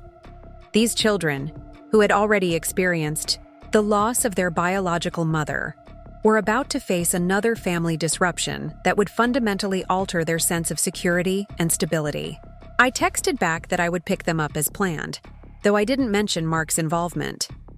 The conversation about their father's choices and the changes coming to our family would need to happen carefully, with professional guidance and appropriate support systems in place. Mark emerged from his office around 9, looking haggard and unshaven, wearing the same clothes from the night before. His appearance suggested he'd spent the night awake, possibly making phone calls or attempting to coordinate his story with Rachel, though I suspected his primary focus had been on damage control rather than genuine remorse. "We need to talk before you pick up the children," he said without preamble, his tone carrying the authoritative edge he used when delivering non-negotiable decisions. "Yes, we do," I agreed, pouring myself a second cup of coffee and remaining seated at the kitchen table. "But first, I have some additional information about Rachel that you might find interesting." Mark's expression shifted from authority to apprehension as I relayed Jennifer Walsh's revelations about Rachel's pattern of targeting married men in the construction industry. With each detail about her systematic approach to financial manipulation and possible industrial espionage, his face grew paler and his posture more defensive. "That's impossible," he said when I finished, though his voice lacked conviction. "Rachel isn't like that. She's a respected professional with an established client base. This Jennifer person is obviously mistaken or lying for some reason." "Jennifer Walsh is a licensed real estate agent with 12 years of experience in Portland's luxury market," I replied evenly. "She has no reason to lie about this, and she has documentation of Rachel's pattern of behavior with multiple victims." Mark began pacing the kitchen, his agitation evident in the sharp, jerky movements that indicated his mind was working through implications he hadn't previously considered. "Even if there's some truth to what she's saying, it doesn't change the fact that Rachel and I have a genuine connection. Whatever she might have done with other people doesn't negate what we've built together." The delusion in his statement was breathtaking. Even confronted with evidence that he'd been systematically targeted and manipulated, Mark was clinging to the fantasy that his relationship with Rachel was based on authentic emotional connection, rather than calculated exploitation. "Mark," I said gently, trying to penetrate the defensive walls he'd constructed around his affair. "She's been gathering information about your business deals and my career. She's been using your access to confidential project details and client information. This isn't love. It's a sophisticated con game where you're the mark." His pacing stopped abruptly, and he turned to face me with an expression of such vulnerable confusion that I almost felt sorry for him. For a moment, the successful project manager who controlled every aspect of his professional life looked like a lost child who couldn't understand why the adults around him were being so cruel. "You're just trying to make me doubt her because you're jealous," he said. But the accusation sounded hollow even to him. "You can't accept that I've found happiness with someone who appreciates me." The pathetic desperation in his voice revealed the emotional void that had made him vulnerable to Rachel's manipulation in the first place. Mark had been so hungry for validation and excitement that he'd ignored obvious warning signs in favor of maintaining the illusion that he was the sophisticated man of the world rather than the victim of a practiced predator. My phone rang with a call from Maria Santos, my colleague who had spotted Mark and Rachel at the Heathman Hotel the night before. I answered immediately, putting the call on speaker so Mark could hear whatever additional information she might have discovered. "Lisa, I've been asking around about Rachel Martinez since I called you last night," Maria said without preamble. "I have a friend who works in commercial real estate development, and she's heard rumors about Rachel for months. Apparently, she's been getting inside information about upcoming projects and sharing it with investors who aren't supposed to have access to those details." Mark's face went completely white as the implications of Maria's revelation became clear.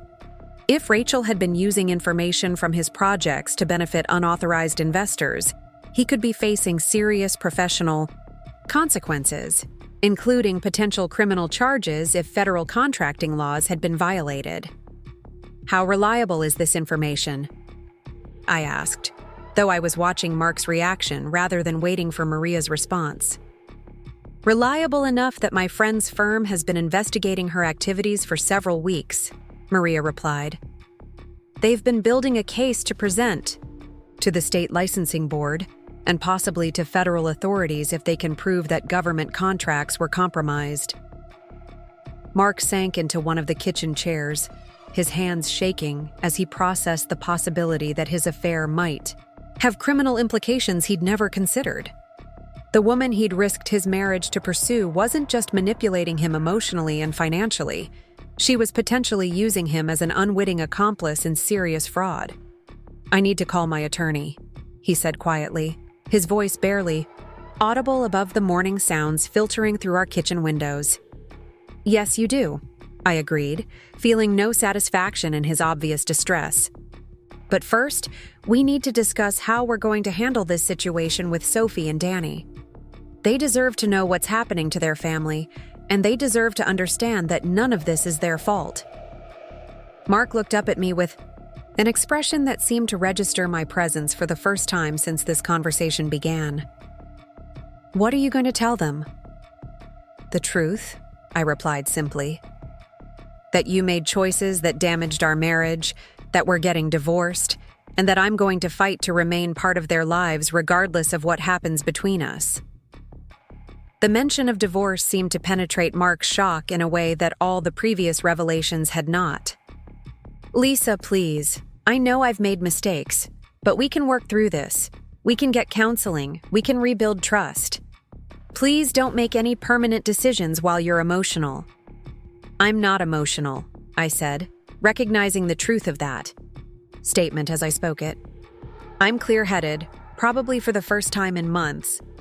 You didn't make mistakes, Mark. You made deliberate choices to lie, steal, and cheat.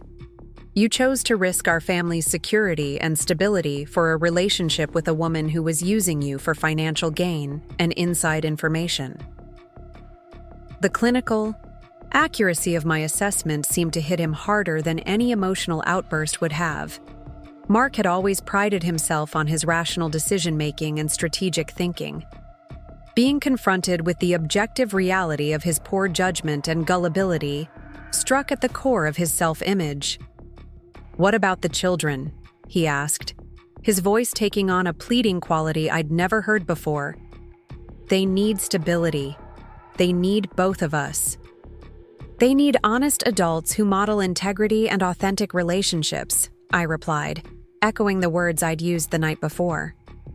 They need to see that actions have consequences and that people who love them will fight to protect them from those consequences when possible. Mark's phone rang with Rachel's number, the woman's name appearing on the screen like a symbol of everything that had gone wrong in our marriage. He stared at the phone without answering, perhaps finally beginning to understand that his romantic fantasy was built on a foundation of lies and manipulation. "Aren't you going to answer?" I asked. "She's probably wondering why you haven't called to debrief about last night's disaster." "I don't know what to say to her," Mark admitted, his voice barely above a whisper. "You could start by asking her about the other married men she's been targeting," I suggested. "You could ask her about the inside information she's been gathering, about your projects. You could ask her whether she's been planning to disappear once she's extracted maximum benefit from your relationship." Mark declined the call, but immediately received a text message that he read with growing alarm. "She wants to meet for lunch to discuss damage control," he said, looking at me with confusion. "She's asking whether you know about the apartment and the financial arrangements." "Financial arrangements," I repeated, noting the clinical terminology. "Is that what she calls stealing money from your wife to fund your affair?" Before Mark could respond, my phone rang with a call from Tom, who had apparently been working since dawn on analyzing the financial evidence we discovered the night before. "Lisa, I've found something that changes everything," he said urgently. "Can you meet me at my office in an hour? And you might want to bring Mark with you." "What did you find?" I asked, though I suspected the answer would be another layer of deception that would make the situation even more complicated. "Evidence that Rachel Martinez has been systematically draining Mark's accounts for months," Tom replied grimly. "She's been using his access to your joint finances to fund not just their relationship, but what appears to be a sophisticated investment scheme. The apartment was just the beginning. She's been using Mark's money to purchase rental properties that are titled in her name alone. The revelation that Rachel had been using our marital assets to build her own real estate portfolio felt like the final piece of a puzzle that revealed the full scope of her manipulation. She hadn't just been having an affair with my husband. She'd been using him as an unwitting investor in her own financial empire. "We'll be there in 2 hours," I told Tom, then turned to Mark, whose face had gone from pale to gray. "Congratulations. You've been played by a professional, and now we're all going to pay the price for your gullibility." Mark stared at his phone, which was buzzing with increasingly urgent messages from Rachel demanding immediate communication. "She's been stealing from us," he said, as if the words were a foreign language he was struggling to translate. "She's been stealing from me," I corrected. "You've been helping her do it, whether you realized it or not. The question now is whether you're going to continue being her accomplice or whether you're going to help me recover what she's taken." The choice I was offering Mark was simple but consequential. He could continue protecting Rachel and face the legal and financial consequences of her crimes alone, or he could cooperate with efforts to recover the stolen assets and potentially minimize the damage to both our family and his professional reputation. "I never meant for any of this to happen," he said, his voice breaking with what might have been genuine remorse. "I thought she cared about me. I thought we had something real." "What we had was real," I replied, surprised by the sadness in my own voice. 7 years of marriage, a blended family, shared dreams and goals. You threw all of that away for a fantasy created by someone who saw you as a useful tool rather than a person worth loving. Mark's phone buzzed with another message from Rachel, this one demanding to know why he wasn't responding to her calls. The desperation in her increasingly frequent attempts to reach him suggested that she was beginning to realize her carefully constructed scheme was unraveling. "Don't answer her," I said firmly. "Don't meet with her. Don't explain what's happened. Don't give her any information about what we've discovered. She's probably already planning her exit strategy, and any communication from you will just help her prepare for whatever comes next." "But what if she really does care about me?" Mark asked, his voice carrying a note of desperate hope that revealed how thoroughly he'd been emotionally manipulated. "Then she'll still care about you after you've recovered the money she stole and helped law enforcement investigate her other victims," I replied. "But if she disappears the moment she realizes she's been caught, you'll know exactly what your relationship meant to her." Mark set his phone face down on the kitchen table and looked at me with an expression that seemed to register the full magnitude of what he'd lost. "I've destroyed everything, haven't I?" "You've damaged everything," I corrected. "Some things can be repaired, some things can't. What matters now is how you handle the consequences of your choices." The drive to Tom's office was silent except for the sound of Mark's phone, which continued buzzing with messages from Rachel that he was no longer answering. Each ignored call seemed to deflate him further, as if her growing desperation was finally making him understand that their relationship had been built on deception rather than genuine affection. Tom's office was located in a downtown Portland high-rise, his corner suite reflecting the success he'd achieved as a certified public accountant, specializing in complex financial investigations. The conference room where he'd assembled his findings looked like a war room, with documents spread across multiple tables and computer screens displaying financial records that told the story of Rachel's systematic theft. "The scope of this is bigger than we thought," Tom said without preamble. As Mark and I settled into chairs facing his presentation, "Rachel Martinez has been using Mark's financial information to access not just your joint accounts, but also his retirement funds, his business accounts, and even a home equity line of credit that was apparently established without Lisa's knowledge."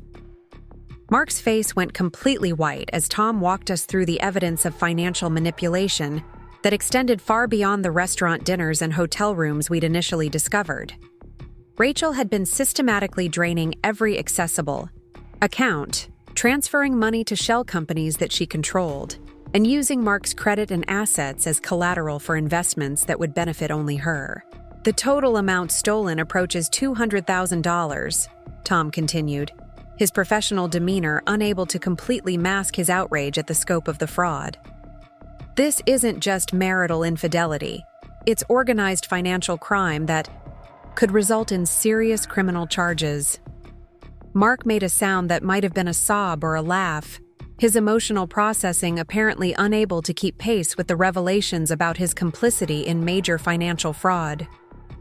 "She told me the investments were for our future together," he said numbly. "She said she was building a portfolio that would provide security for both of us." "She was building a portfolio," Tom replied grimly, "but not for both of you. Every property she purchased, every investment she made, every asset she acquired is titled in her name alone. You were never going to benefit from any of this. You were just the source of funding." The systematic nature of Rachel's deception was breathtaking in its scope and audacity. She had convinced Mark to provide access to our family's financial resources while positioning herself as the sole beneficiary of the investments those resources made possible. It was a level of manipulation that required months of planning and a sophisticated understanding of financial systems and legal structures. "Can we recover any of it?" I asked, though I suspected the answer would be complicated. "Some of it, possibly," Tom replied, "but it will require immediate legal action and cooperation from law enforcement. The longer we wait, the more time Rachel has to liquidate assets and disappear. She's probably already started moving money to accounts we haven't identified yet." Mark's phone buzzed with what must have been the 20th message from Rachel.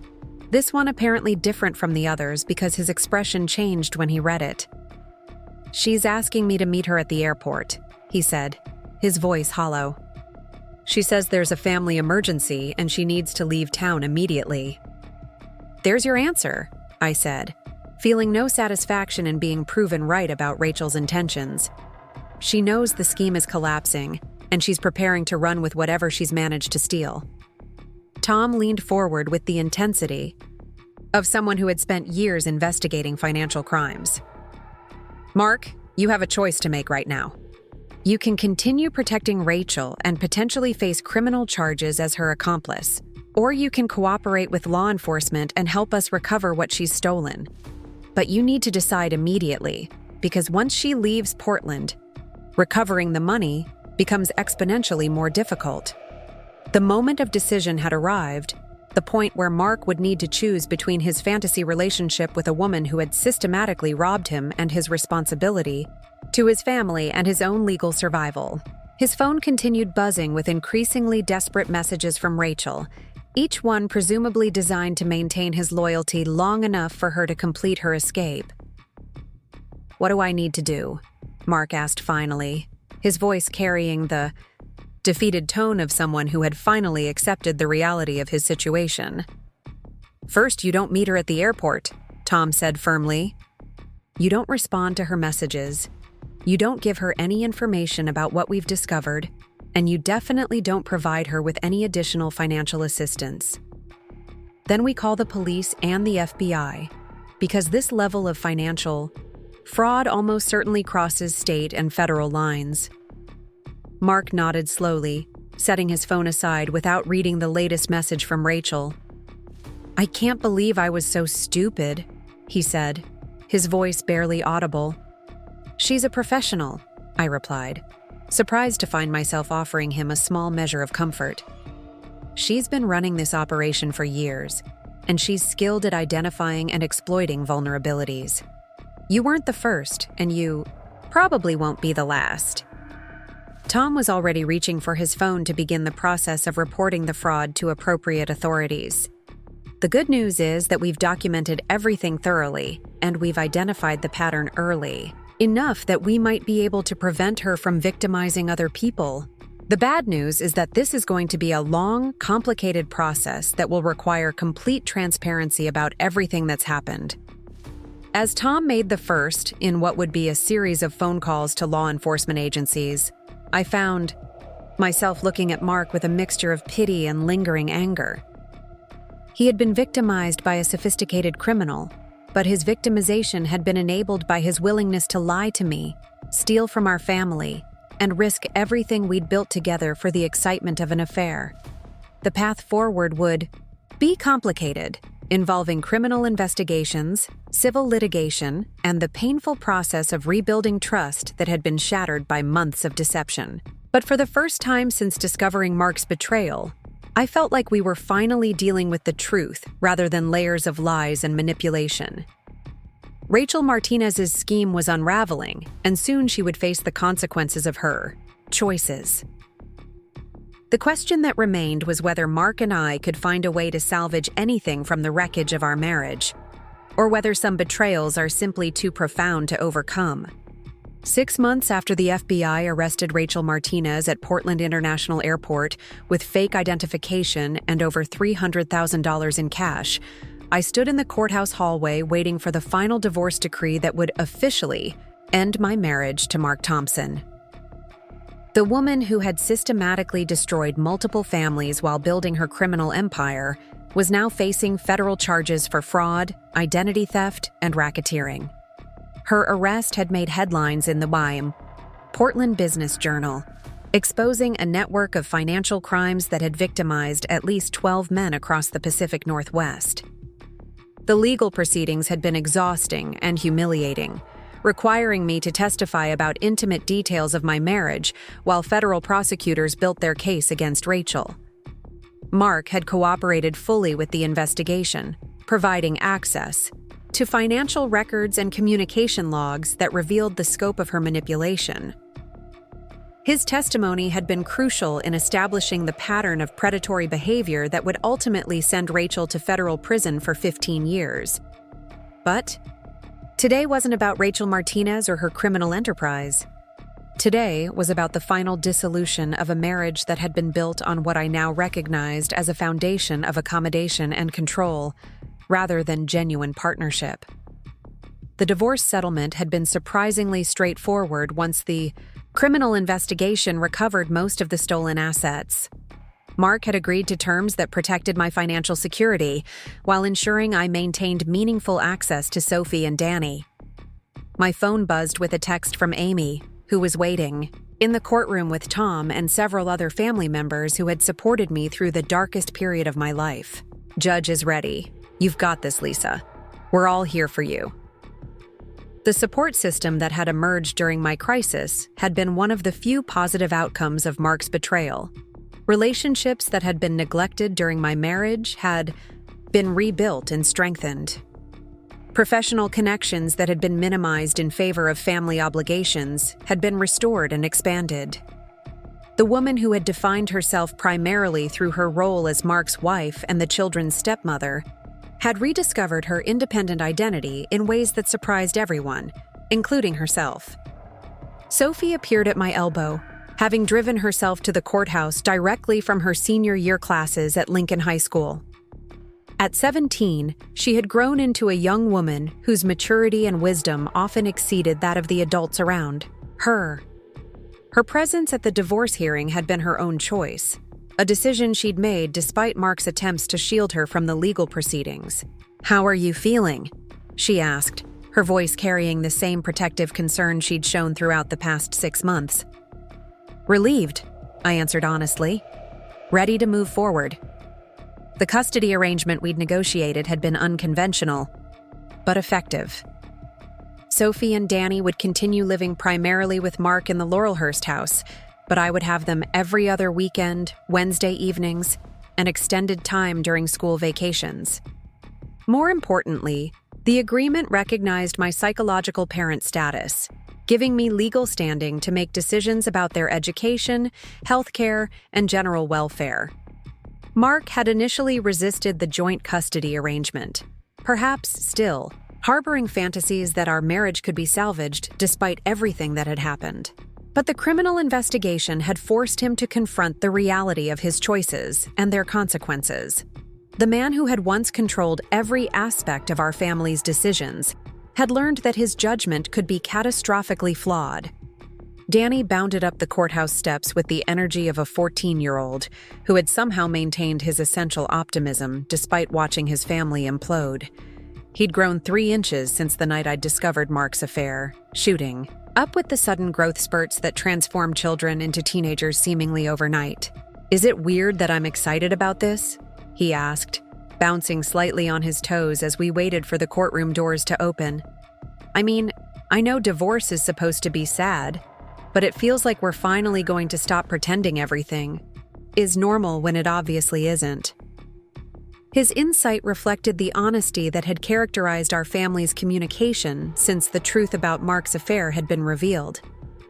Rather than trying to shield the children from the reality of adult problems, we'd committed to age-appropriate transparency that respected their intelligence and emotional maturity. The result had been difficult conversations, but ultimately, stronger relationships built on trust rather than convenient fictions. The courtroom was smaller than I'd expected, its formal atmosphere softened by the presence of family and friends who had gathered to witness this final legal step in my journey, from betrayed wife to independent woman. Maria Santos sat in the front row, having become not just a professional colleague, but a genuine friend whose support had been invaluable during my career transition. Jennifer Walsh, the real estate agent whose revelations had helped expose Rachel's criminal enterprise, had also come to offer her support and witness the conclusion of a case that had consumed months of our lives. Judge Patricia Hernandez, a woman in her 50s whose reputation for fairness and practical wisdom had made her a respected figure in family court, called the proceedings to order with efficient professionalism. The dissolution of my marriage to Mark Thompson was just one item on her busy docket, but she approached it with the same careful attention she gave to every case that came before her. "This court has reviewed the proposed settlement agreement between Lisa Chen and Mark Thompson," Judge Hernandez began, her voice carrying the authority of someone who had presided over hundreds of similar proceedings. "Both parties have been represented by counsel, and all financial disclosures have been completed and verified. Are there any objections to the terms as presented?"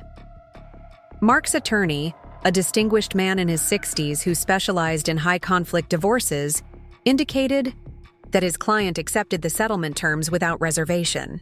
My own attorney, Susan Martinez, a family law specialist who had fought tirelessly to protect my interests and parental rights, confirmed that I was satisfied with the agreement. The actual divorce decree was surprisingly brief, a few paragraphs, of legal language that officially ended 7 years of marriage and established the framework for our post-divorce relationship. Property division, spousal support, child custody, and financial responsibilities were all reduced to clinical terms that bore little resemblance to the emotional complexity of what we'd experienced. By the power vested in me by the state of Oregon, Judge Hernandez concluded, I hereby grant the petition for dissolution of marriage between Lisa Chen and Mark Thompson. The marriage is dissolved, and both parties are restored to the status of single persons. The finality of those words should have felt devastating, but instead they brought a sense of closure that I hadn't realized I needed. The legal limbo that had characterized the past 6 months was finally over. I was no longer Mark's wife, no longer defined by a relationship that had been built on deception and control. I was simply Lisa Chen, a woman with her own identity, her own goals, and her own future to create. Sophie squeezed my hand as we rose from the courtroom benches, her eyes bright with unshed tears that might have been sadness or relief, or some combination of both. "So, what happens now?" she asked, her voice carrying the same mixture of anticipation and uncertainty that I felt. "Now we figure out what comes next," I replied, surprising myself with how much I was looking forward to the uncertainty ahead. The celebration lunch that followed was held at a restaurant in the Pearl District, a casual gathering that felt more like a reunion than a divorce party. Amy had organized the event with her characteristic efficiency, inviting everyone who had supported me through the crisis, while carefully avoiding any atmosphere of vindictiveness or bitterness toward Mark. Mark himself had declined to attend, perhaps recognizing that his presence would be awkward for everyone involved. He had written me a letter that Sophie delivered during the meal, a lengthy apology that acknowledged the full scope of his betrayal and expressed genuine remorse for the pain he'd caused everyone in our family. The letter didn't change anything, but it represented the kind of accountability that had been missing from his behavior throughout our marriage. "I still can't believe how completely she fooled him," Maria said, referring to Rachel Martinez as she raised her glass in a toast. The FBI agent who interviewed me said she was one of the most sophisticated con artists they'd ever encountered. She had fake references, manufactured credentials, even a completely fictional personal history that she'd maintained for years. The criminal investigation had revealed that Rachel Martinez wasn't even her real name. She was actually Rebecca Martineau, a Canadian citizen with a history of financial fraud spanning multiple countries. The interior design business that had given her access to wealthy clients was entirely fabricated, an elaborate front for her criminal enterprise. Even her apartment and professional portfolio had been created with stolen funds and false documentation. "The scary part is how many people she convinced," Jennifer Walsh added, her professional experience with Rachel's other victims providing perspective on the scope of the deception. "She didn't just fool Mark. She fooled banks, investment firms, even government contractors who should have been conducting thorough background checks." Tom raised his glass to join the toast, his accountant's perspective adding weight to the celebration. "To Lisa, who had the courage to investigate when something felt wrong and the strength to see it through to the end. Not everyone would have been able to handle what you've been through with such grace." The praise felt overwhelming, though I recognized there was truth in it. The woman who had discovered Mark's affair 6 months ago had been devastated and uncertain, unsure of her own worth outside the context of her marriage. The woman sitting in this restaurant, surrounded by genuine friends and family, had reclaimed her professional identity, fought for her parental rights, and emerged from the worst crisis of her life with her integrity intact. Sophie stood to offer her own toast, her 17-year-old wisdom sometimes startling in its clarity. "To the woman who showed me what it looks like to love someone enough to fight for them, even when they can't fight for themselves. You never gave up on Danny and me, even when it would have been easier to walk away. That's what real family looks like. Her words brought tears to my eyes, not from sadness, but from gratitude for the unexpected gifts that had emerged from the wreckage of my marriage. My relationship with Sophie and Danny had been strengthened by the crisis, built on a foundation of honesty and mutual respect that was more solid than the artificial harmony we'd maintained during the years when I'd been trying to be the perfect stepmother. Danny, never one to be outdone by his sister's eloquence, added his own toast with characteristic enthusiasm. To Lisa, who taught me that sometimes the best thing you can do for someone you love is refuse to let them lie to you, and who makes the best chocolate chip cookies in Portland, which is totally unrelated but also important. The laughter that followed his toast carried the warmth of genuine affection, a reminder that family bonds aren't automatically created by legal documents or marriage certificates, but are built through daily acts of care, support, and commitment. The unconventional family structure we'd created through divorce might have been unusual, but it was based on choice rather than obligation, making it stronger in some ways than the traditional arrangement we'd maintained before. The marketing agency where I'd worked throughout my marriage had offered me a promotion to senior partner, recognizing capabilities that had been underutilized during the years when I'd been accommodating Mark's need to be the primary breadwinner. The new position came with substantial salary increase, equity participation, and creative control over major campaigns that would allow me to pursue the innovative work I'd always wanted to do. More importantly, the professional growth had restored my confidence in my own judgment and decision-making abilities. The woman who had deferred to Mark's preferences for years had rediscovered her own voice and found that people respected her opinions when she was willing to express them clearly and defend them with evidence and logic. "I have an announcement," I said, standing to address the group that had gathered to celebrate this milestone. "I've been working on something for the past few months, and I wanted to share it with all of you first." The expectant silence that followed suggested that everyone was prepared for significant news, though I suspected none of them would guess what I was about to reveal. "I'm starting my own marketing consultancy," I continued, feeling a flutter of excitement at saying the words out loud for the first time. "I've been developing a business plan for a firm that specializes in helping small businesses and nonprofit organizations create authentic marketing campaigns that reflect their actual values rather than what they think will sell." The enthusiastic response from my friends and family was gratifying, but more importantly, it felt like the natural next step in a journey that had begun with the shocking discovery of Mark's betrayal. The crisis that had initially seemed like the worst thing that could happen to me had ultimately forced me to examine every aspect of my life and make deliberate choices about what I wanted to preserve and what I was ready to change. Amy was the first to respond with practical questions about the business plan, her nursing background making her naturally inclined toward problem-solving and risk assessment. "Do you have your first clients lined up? What about startup costs?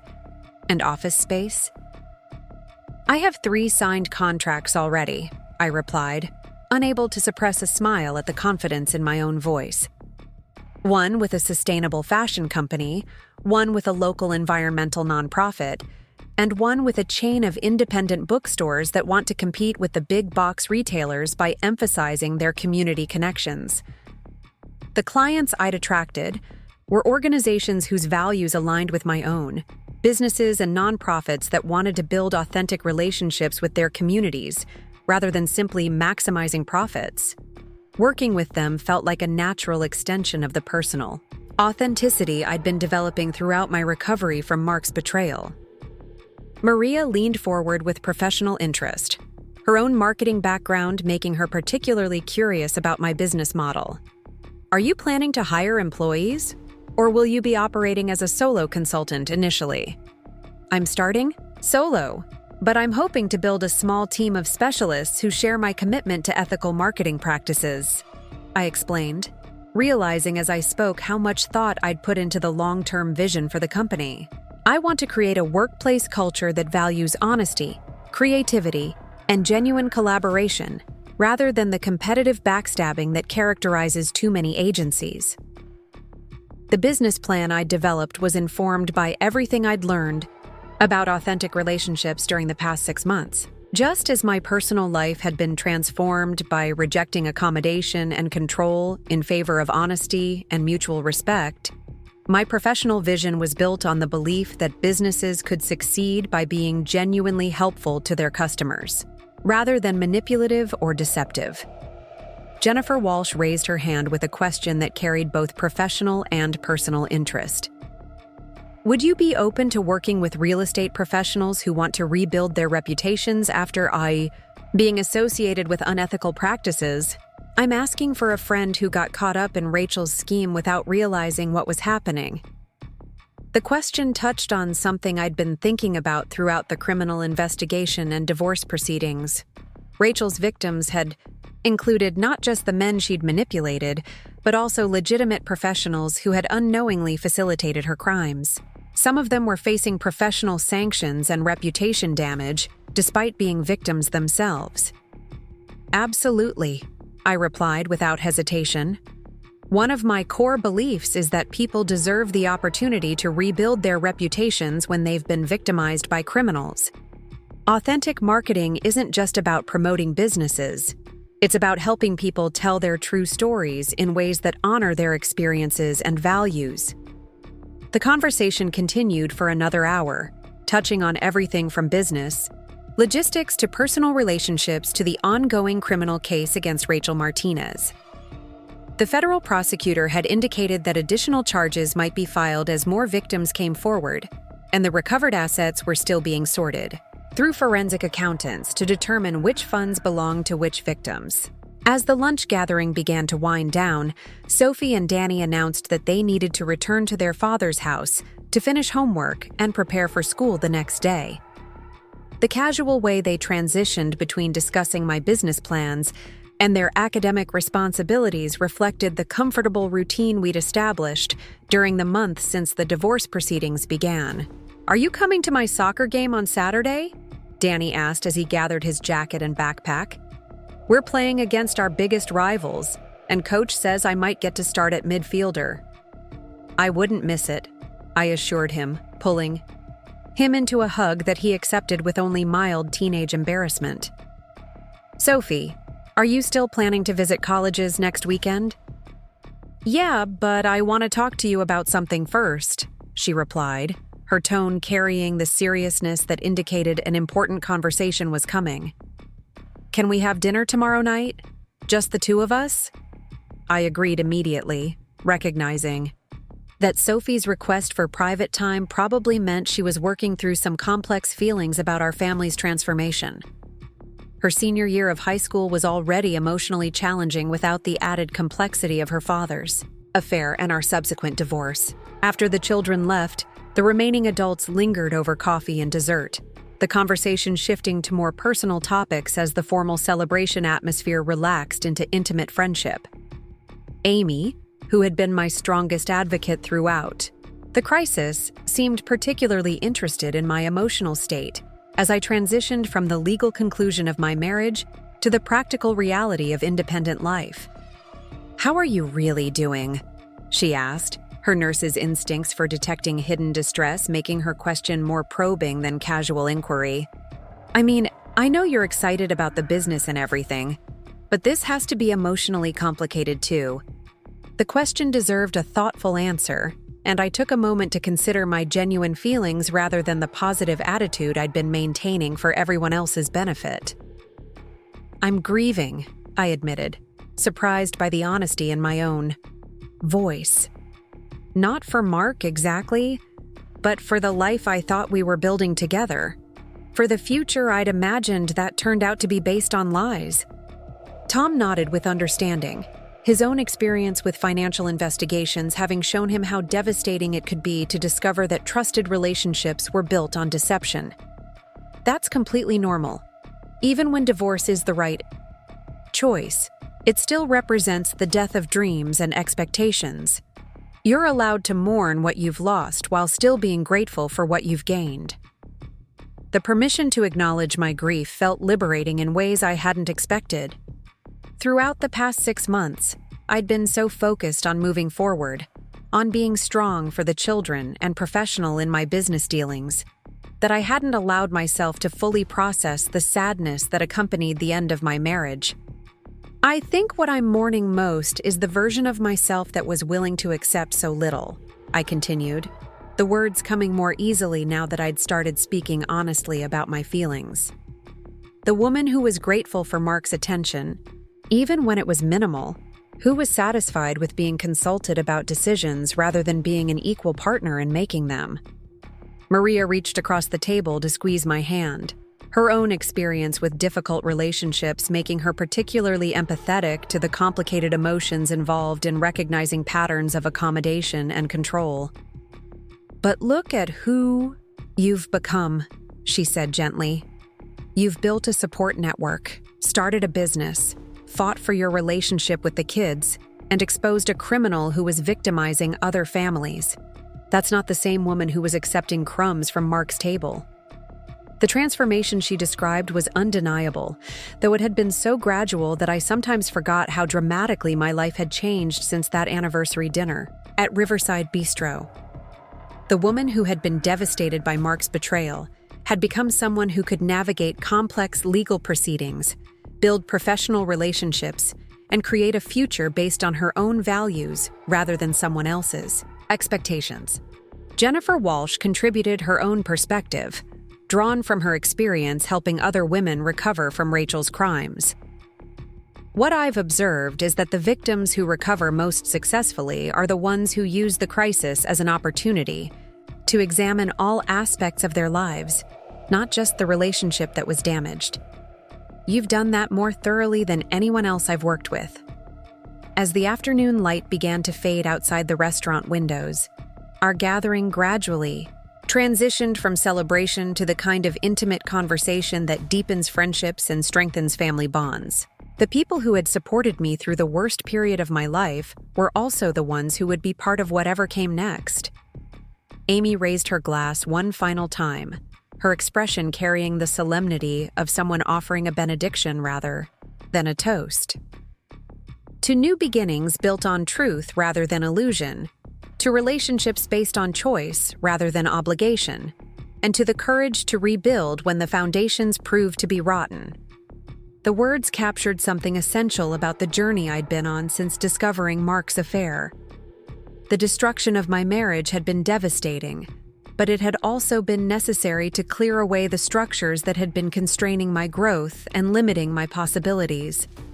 The life I was building now was smaller in some ways, less conventionally successful, but it was authentically mine in ways that my marriage had never been. Walking to my car after the celebration, I felt a sense of completion that had been missing throughout the long months of legal proceedings and criminal investigations. The divorce was final, the business was launched, and the relationships that mattered most had been preserved and strengthened. The future was uncertain, but it was mine to shape according to my own values and priorities. My phone buzzed with a text message from an unknown number, and for a moment I felt the familiar spike of anxiety that had characterized the months when Rachel's criminal enterprise was being unraveled. But the message was from a potential client, who had been referred by one of my existing accounts, a small nonprofit that wanted to discuss a marketing campaign for their upcoming fundraising event. The timing felt symbolic, a reminder that my new life was beginning just as my old life was officially ending. The woman who had been defined by her marriage to Mark Thompson was gone, replaced by someone who was building her own identity through authentic relationships and meaningful work. As I drove home to the small apartment I'd rented in the Hawthorne district, I thought about the dinner I'd be having with Sophie tomorrow night, and the conversation that was clearly weighing on her mind. Whatever she wanted to discuss, I was prepared to listen with the honesty and respect that had become the foundation of our relationship. The apartment was quiet when I arrived, but it was the comfortable silence of a space that reflected my own choices rather than the tense quiet that had characterized the final months of my marriage. The walls were decorated with photographs of genuine moments rather than staged family portraits, and the furniture was arranged for comfort and functionality, rather than impressive appearances. I poured myself a glass of wine and settled into the reading chair I'd positioned by the window overlooking the neighborhood's tree-lined streets. The book I'd been reading, a biography of a female entrepreneur who had built a successful business after her own divorce, lay open on the side table where I'd left it the night before. But instead of reading, I found myself simply sitting in the quiet of my own space, processing the day's events and the larger transformation they represented. 6 months ago, I'd been a woman whose world had been shattered by her husband's betrayal. Tonight, I was a woman who had built a new life from the pieces of the old one, keeping what was valuable and discarding what had been holding me back. The future stretched ahead with possibilities I couldn't have imagined when I was focused on saving a marriage that had been doomed by deception and control. There would be challenges, certainly, and moments of loneliness and doubt. But there would also be the satisfaction of work that aligned with my values, relationships built on mutual respect, and the knowledge that I had the strength to rebuild when life demanded it. My phone buzzed with a final message of the day, this one from Danny sending a photo of his completed homework along with a silly face that made me laugh out loud.